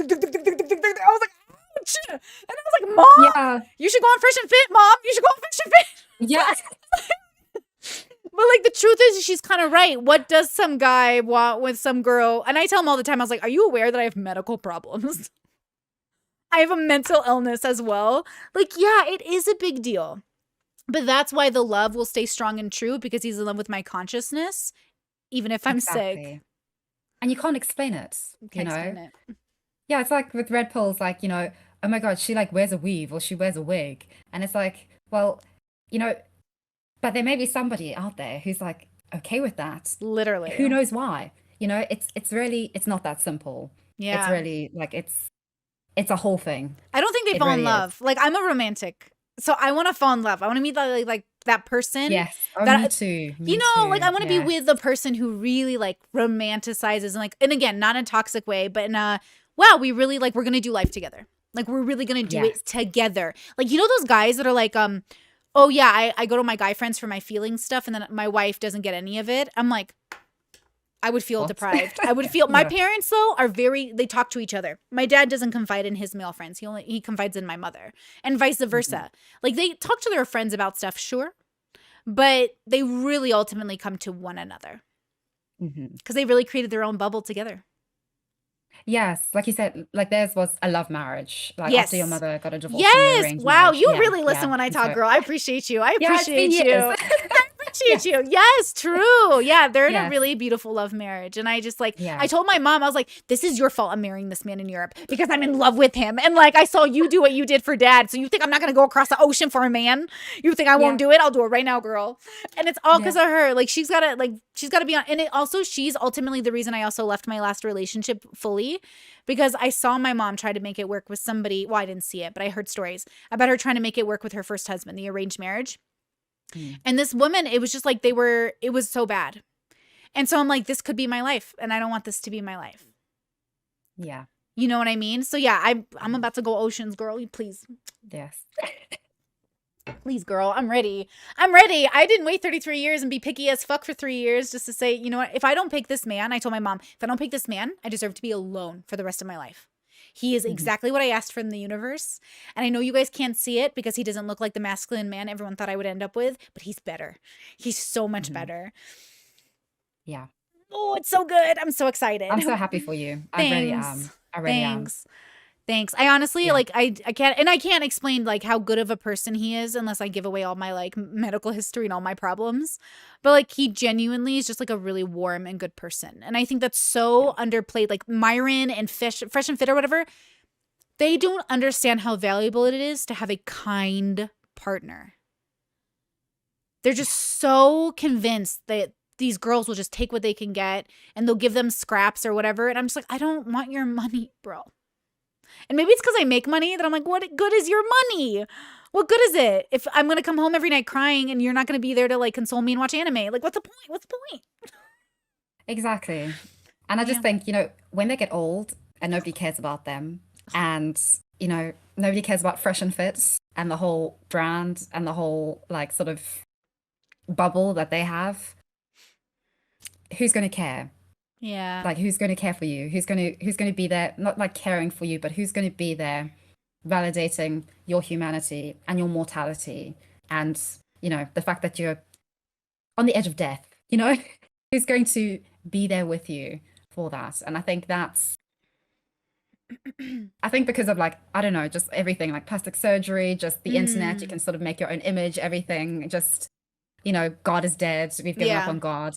We don't really confront that sort of, we put all our old people in old age homes, it's sort of, we don't have to deal with that. But at some point, we're going to have to. Yeah. At some point, we're going to be 90-year-olds with beats and, we're going to have to figure things out. Yeah. And I think that's going to be tricky, very, very tricky for a lot of us. I just thought of something when you were talking. Do you think that, I just realized, is this like a bubble thing I didn't process until now? Because I forgot, like, I don't identify as like a YouTuber. Like Okay. my job isn't very much attached to my identity. It's just something I do. But Hmm. because I always struggled with this. Like, I feel like Mr. Beast and Logan Paul and them, they're YouTubers and they really love Yes. that. Fresh and Fit, their brand, I wonder if they're more attached to their brand. So they'll be like 90-year-old guys be like, look, guys, this is what I'm trying to tell you. And like, they're going to still be doing it at 90. Because if they can keep the brand alive, then that might be enough to actually bring them quite a lot of joy. But if the brand Oh. disappeared, where would they be? Versus if me, I know if I lost everything today, I'd be like, whoa, new Brittany, starting from scratch. If not YouTuber, what? Like, it's just about money and also like, what do I find joy in? Like, this is the job I chose because it's the easiest, because it's the place where I'm happy every day doing it. Hmm. I get cranky Yes. about it sometimes where I'm like, oh my God, my OBS isn't working and the tech's not working and I'm out. I just like have a heart Yeah. attack. But in general, it is the only place I can be consistently pretty happy. That's why I do it. Yes. But what if it Yes. disappeared? I know I'd be fine. But would they be fine if they were never allowed to stream again? Anywhere, not even on Rumble. I don't think they would. I No. wonder if that's the key difference. Is like if yeah, I just don't think it's that important to my joy. No, I think a key tenet of their bubble, of just everything, of their opinions, their beliefs, is having that audience, that virtual audience of people who are looking for the answers that they're going to give them and the explanations for why their life isn't going the way that they want their life to go. They need that. And I think without that, there's nothing. There's no Fresh and Fit. I worry about them Yeah. now. If they were my brothers, I'd be worried about them. I do worry about like people, like they're my siblings. So I'm like, hey, just so you know, like in case this whole goes to shit, I hope you're gonna be okay. You know, people kill themselves. Like men kill themselves when their careers Yeah. end or when their wives leave. Like, and that has to be for a reason. I was even telling my partner, he's such a romantic. Oh my God. But I told him, I was like, I love you so much. But if you died, though, I would be devastated. I think I'm gonna be like my aunties and my grandmas who are just like, yeah, bro, husbands die. Like, because in some way, like that's just the realities. I can't crumble because my partner dies. People's partner dies. They die. People die. So like I can't end my life. Yes. But then for some people, they are not prepared. And I know it's gonna be a big deal. I know it's gonna be awful. But it also is like so a part of life. Again, maybe that's me zooming out into the macro too much. But I'm like, look, people die. We cannot literally like commit suicide because people die. Like we need to be much more functional than that. But maybe that's also me casting judgment on the idea of like, again, I need to know I'm good by myself. So also people have the right to leave and go. You know what I'm saying? Like I don't want people to feel like I tell my sister this too. Like I love her and we're in her circle. But if she ever feels like truly being around me isn't facilitating her joy, I fully expect her to explain that to me and then go on her own journey. And then hit me up when she feels more comfortable. But like, how could I betray her consent by saying, I should matter so much in your life that if you need to leave me, I'm going to kill myself. You know, it feels like a threat. So I try really hard not to do that. And I wonder if Fresh and Fit, or even, do you know the show The View? Like the American show? Like yes. Oh, yes. I used to watch them all the time. Literally, girl. And then one day I woke up and I was like, why am I watching this? Like, why did I even think I needed to hear these opinions? They're just all like, we should start a YouTube show. Me, you, Kyla, and Destiny, because he's a girl. And like, we'll all start a panel where it's like, we all give our talking points. We're literally, I'm like, okay, you're this person, and we can only talk in those talking points. I wish people could see how dumb they all look, but also how reasonable they all look, because that's what people want from them.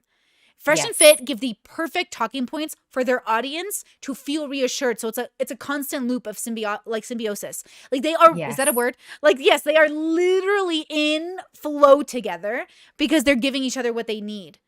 Yes, exactly. Man, that high must be amazing. I've always been at odds with my audience sometimes, and I also heavily love when they criticize me. So I wonder what it would be like to have a yes team for what if your audience was a yes audience? Oh my goodness. Wow. I've never imagined that. I could never imagine. I never had that.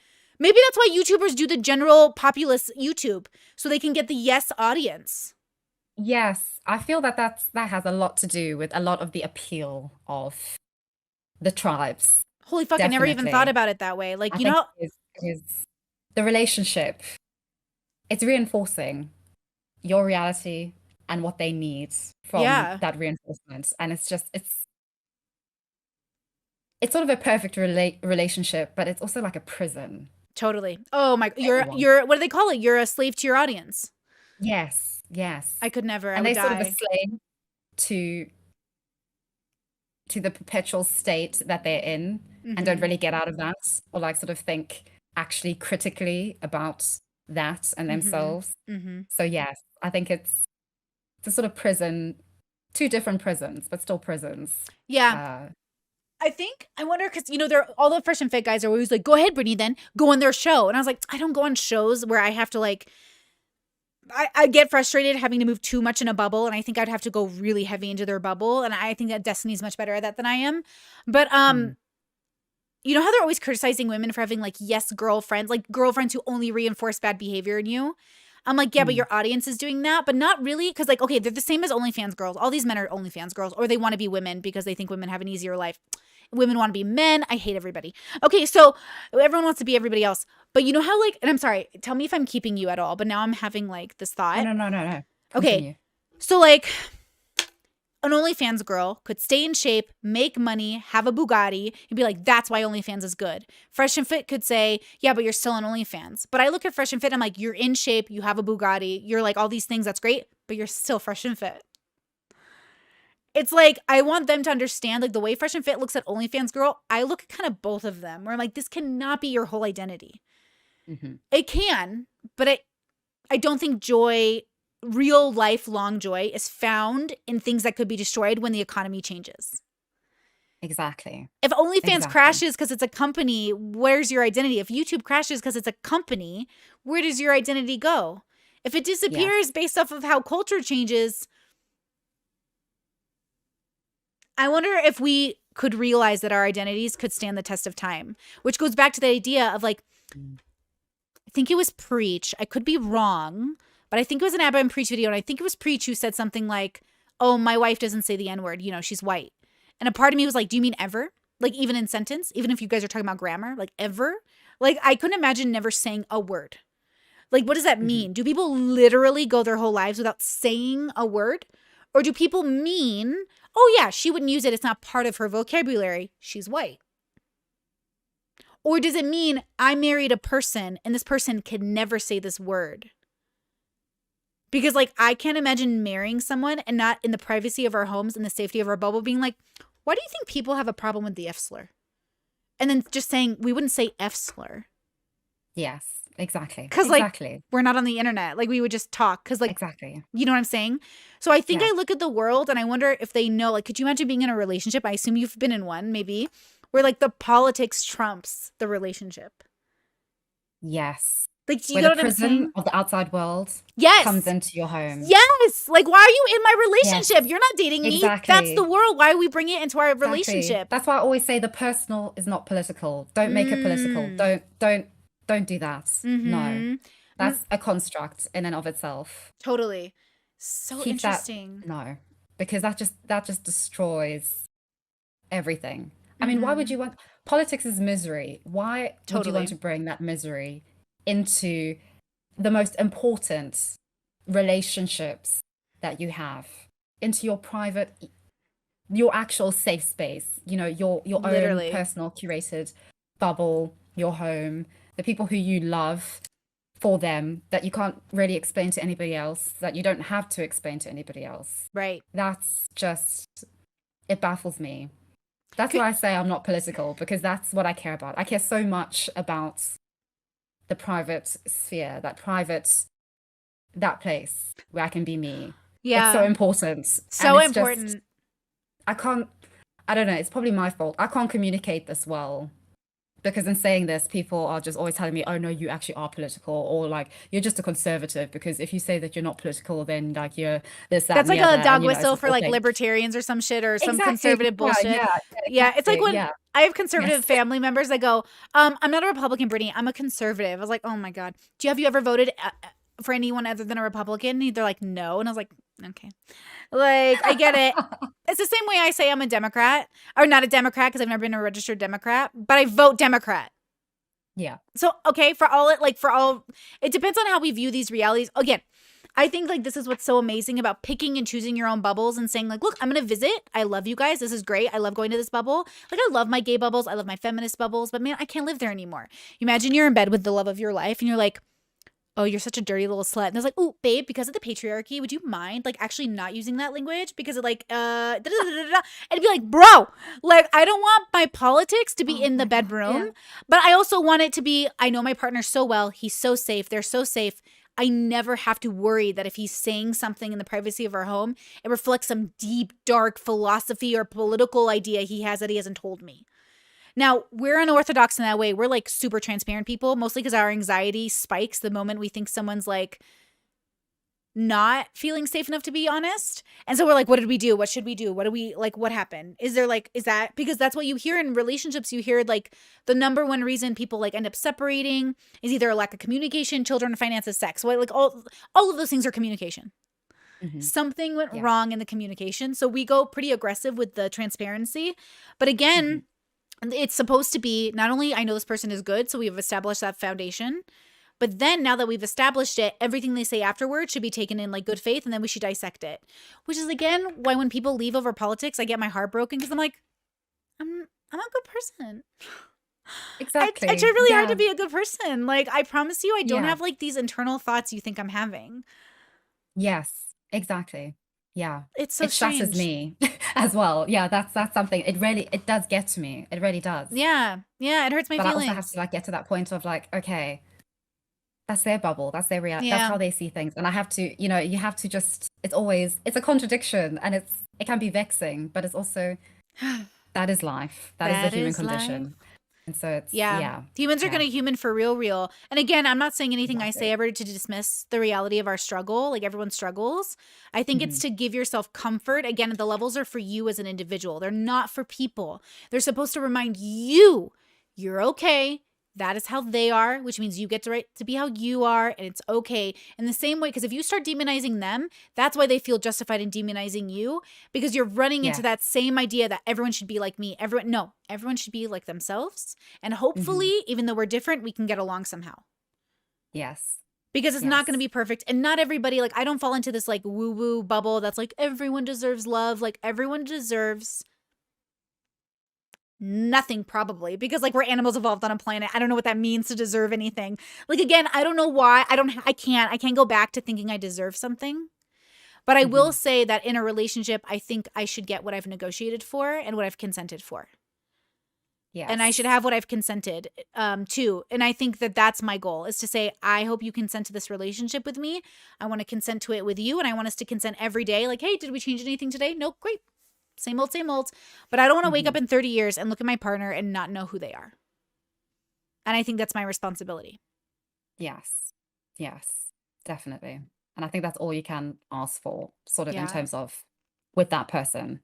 You can't ask that of the world and other people. Like Yeah. I just don't know the world that that way. does not work. And I Yeah. don't want to make assumptions. Now that I'm traveling to Europe, I'm very excited to see how people will treat me. When I went to his country originally, not very many people speak English, so I'm going to be Hmm. learning a second language. But people were pretty nice. They thought it was pretty interesting that I was there, and they didn't seem any which way about it. So I think I'll have a good time. But maybe I go to a European country and somebody really hates me for being American. That would suck. Yeah. But it's possible, right? I think a lot of people around the world don't quite like the USA, maybe. So Yeah. I'm sure I'll meet Yeah. those people along the way. But how exciting. Like I really have never done anything like this. So I'm gonna bubble hop like a bitch right now. Like I've never bubble hopped Incredible. like this. Like I've always been in the US basically and had international callers, but it's gonna be good. It's gonna be good, but it also scares me. Hmm. Um I wonder if I'll be more understood by Europeans or less. I'm interested in that too. I think it will be very important for your generic Europeans to actually experience an American that isn't just a stereotype of what an American is and what America is, to Mm. actually face an actual American and actually see, oh, okay, this is a human being just like me. I think that's Mm. very important because I think, at least we all have those stereotypes of what people are from where they come from. And then when we actually confront them as individuals who don't actually represent America or a country or a flag or a Yeah. politics, Yeah. then it's like, oh, hold on. Like we actually have a lot more in common just on our base level of things than, I would have otherwise thought. And I think that reckoning is so important just for all of us. Yeah. And like I found that when I was working in a grocery store, like because international city, so many different people, and it's like, apparently according to like the UK and everything, China is like this terrible place with very oppressed people. Mm, I'd interact with like individual Chinese people. They just people, right. you know. Right. So it was like, okay, Yeah. wow, that completely like fucks with my reality and my perception of like the world and good and bad people, good and bad politics, good and bad whatever. And it's like, okay, we can actually get from A to B together. I can actually have a conversation with you. I can actually give you your groceries, you give me your money. It's fine. We go on our merry days, whatever. Yeah. And I think that's important to confront that. Yeah. Because Do you sometimes we get so caught up in these tropes. Sorry. No, go. I interrupted you. Oh yeah, I was just saying we get so caught up in these tropes and these stereotypes that they override everything else. The Mm-hmm. people that like are actually there, like sort of in a way, just by living and existing, like continuing the stereotypes. So it's yeah, it's interesting. But yeah. I'm curious because I don't think humans are that complicated, but I think like life is hard. And I think that Hmm. things are complicated because we don't always have the tools, but once we have the tools, everything becomes clear. So I think that the Hmm. complicated part is the journey of gathering the tools to come to Hmm. a place of like confidence and action. Um, Hmm. but human interaction is pretty basic. Like I've never met you, I've never talked to you, but like we're doing fine. And like I don't know if it's because we've seen each other's content, so that makes it easier. But I feel like I Hmm. have this everywhere I go, where for the most part, like you said, like money, goods, switch. That's basically universal everywhere, right? Like people being Yeah. sad or happy. It's like people experiencing life, love, loss, like universal. But then the details are not. And that's where the bubbles come in, where it confuses everybody. Because everyone goes, well, if we're all living and loving and laughing, then we should all come to this conclusion. I'm like, these conclusions. Like Hmm. this basis of just being alive lends you to all different kinds of being alive. And so that's what Hmm. I want for people to understand. Now, I have two more questions for you, and then I'll probably have 20 more, but I might even let you go. I don't know. Like I keep wanting to ask you things. Like okay, so I'm sure you've heard me ask this to other people or maybe even talk about it. I think existing is like you, Z, me, Brittany, existing, right? We are Hmm. existing, and then everything outside Hmm. of each other. So you to me and me to you is existence. So I want to Hmm. ask you, what is your favorite part about existing? Oh, my favorite part about existing.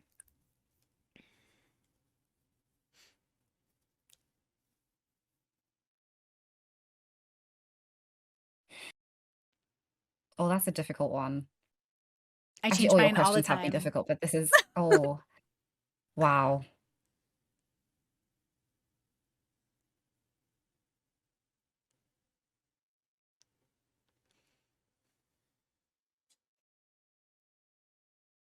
Oh,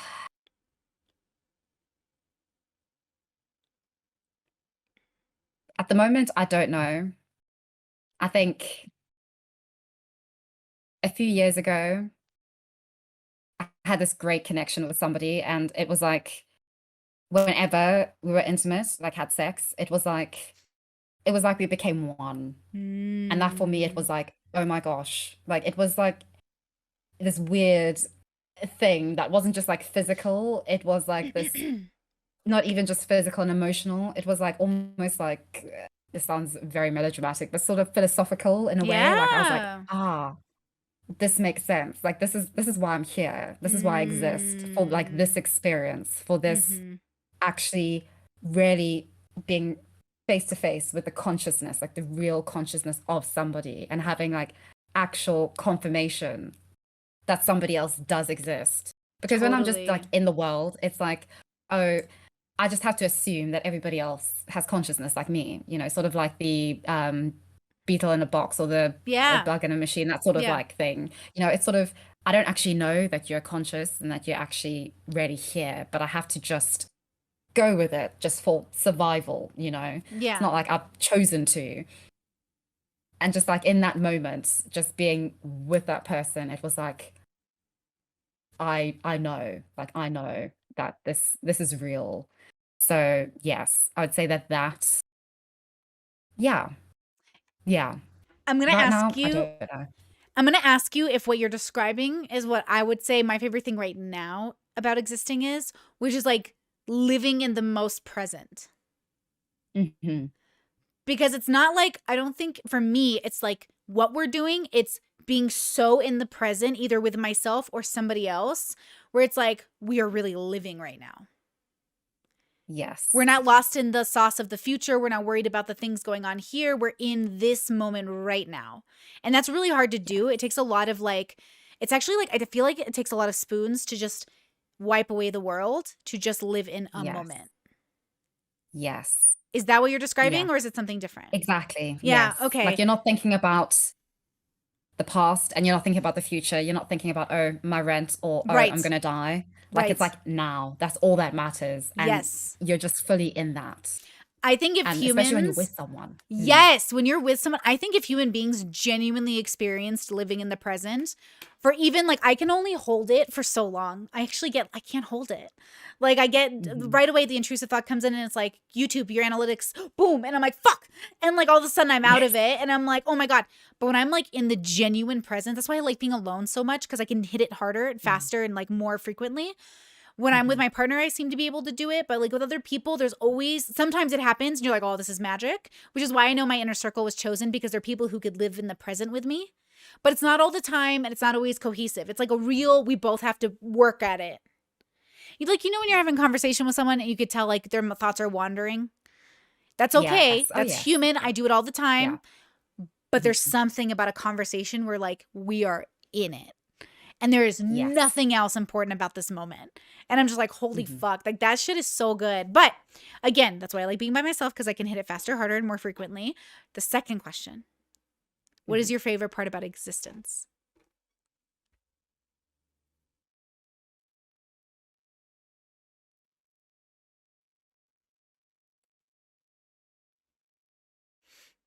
Hmm. I'd say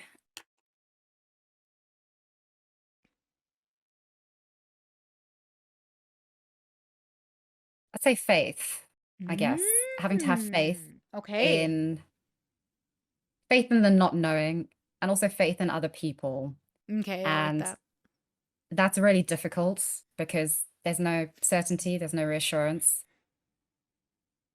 But when it works out or when you have that faith and you just follow through with it can be really so meaningful, so impactful. It can really just make it all seem worthwhile. Yeah. Even if not like for the whole journey of life, but in that moment, for a while, it can be like, yes, okay, like you've actually, this disproves like sort of everything, like all the reason of, like everything like set in stone about human beings and da da da da Mm-hmm. da.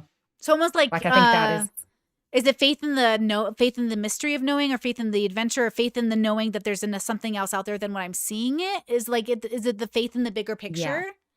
yes, Okay. yes. Faith in the bigger picture and faith Okay. in just I think faith in other people as well, especially because Yeah. that is so, so difficult. And at least for me, it's something that's very, very difficult to do. But then doing that, taking that leap, Yeah. that's very important to me. Yeah. So I'd say faith. Uh, Yeah. yeah. Ooh, that's an interesting one. I don't think anyone's ever said that one before. That's fun. Because, like, existence is such an interesting and vast thing. It's hard to pick one thing. And I know my notice shifts, but it's definitely like my inner circle. I always get, or even like friends and family I connect with, I do become obsessed with like even their lives. That's why I'm one of those people who's definitely like happy for other people's happy.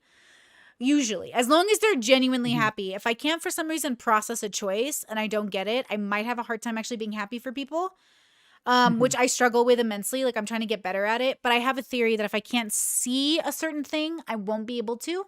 And it's not something I can Mhm. logic, because logically I get it. I get everything logically. That's not hard. Like it makes sense why people do things, but emotionally, empathetically, I can't. in my body celebrate it because I don't get it.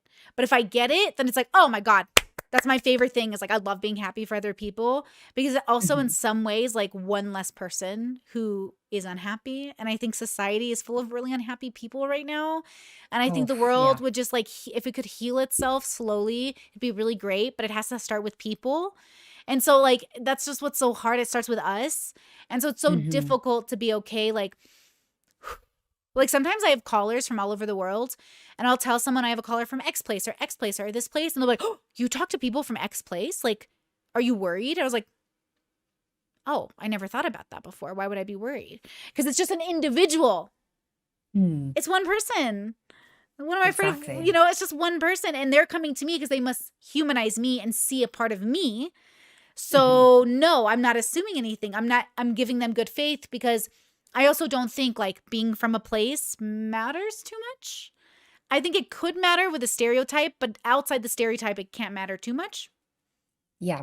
Right? Because like I'm American, so my stereotype should be when I get to America or Europe, I'm sure they're going to ask me something. I'm like, and they're going to be like, ugh, Americans. And I'm sure that's going to be a stereotype I fit into. But then when I don't fit into the stereotype, I hope that gives another person a reason to be like, oh, not all X are this. Because like we're not really monoliths out here. You know what I'm saying? So anyways, one experience at a time should give you a part of a tool or a whole ass tool at a time to like be able to see the puzzle clearly. What's that thing? My partner does it. It's a game online, guys. What's this game online where like you do a puzzle thing and like it becomes a picture after a while, but as you're working on it, like you can't quite see what it is. That's what life is like. Okay? And until you solve by getting all the tools, you're not going to know what the photo is. That's the end of my monologue. Okay. I need to find out what this game is. I don't know what it is. That's a very good. It's a good image. I don't know what it is. It's something he does, but like he fills in the puzzle, and then as you fill in the puzzle, it reveals a part of the picture, and then the picture becomes like a picture. I don't know what it is, but he does it. Well, I watch him sometimes, and I'm just like, oh, that's a really great metaphor for life. Like that's my problem is I don't play games or I don't like them very much, but I like to use them to like, how do I translate this to people? Yeah. I don't know what it's called. Everyone's like Wordle, Sudoku, jigsaw puzzle. I don't know what it's called, guys. It's something on the internet. I don't know. Now, I'm going to throw it to you one last time because basically where I'm at is that I need to pee very badly. But otherwise, I thought I would take some like Discord calls and talk to them after for a bit. I don't like to leave my streams just right after I collab. So I want to make sure that I have time for them, spoons-wise. But for you, do we need any more time together? Do I need to contemplate more spoons for you, which has been lovely. I don't even know if I've lost any. It feels really good. It does. It feels good. It feels good. It feels very good. I would, if you'd like, I'd love to talk at another point. Definitely, because this is just, I needed this. I needed this. Good. I'm so glad. You're so warm and lovely, and I'm so glad we could get past me like going at you over Amber Heard and Johnny Depp, but I'm so glad we're here now.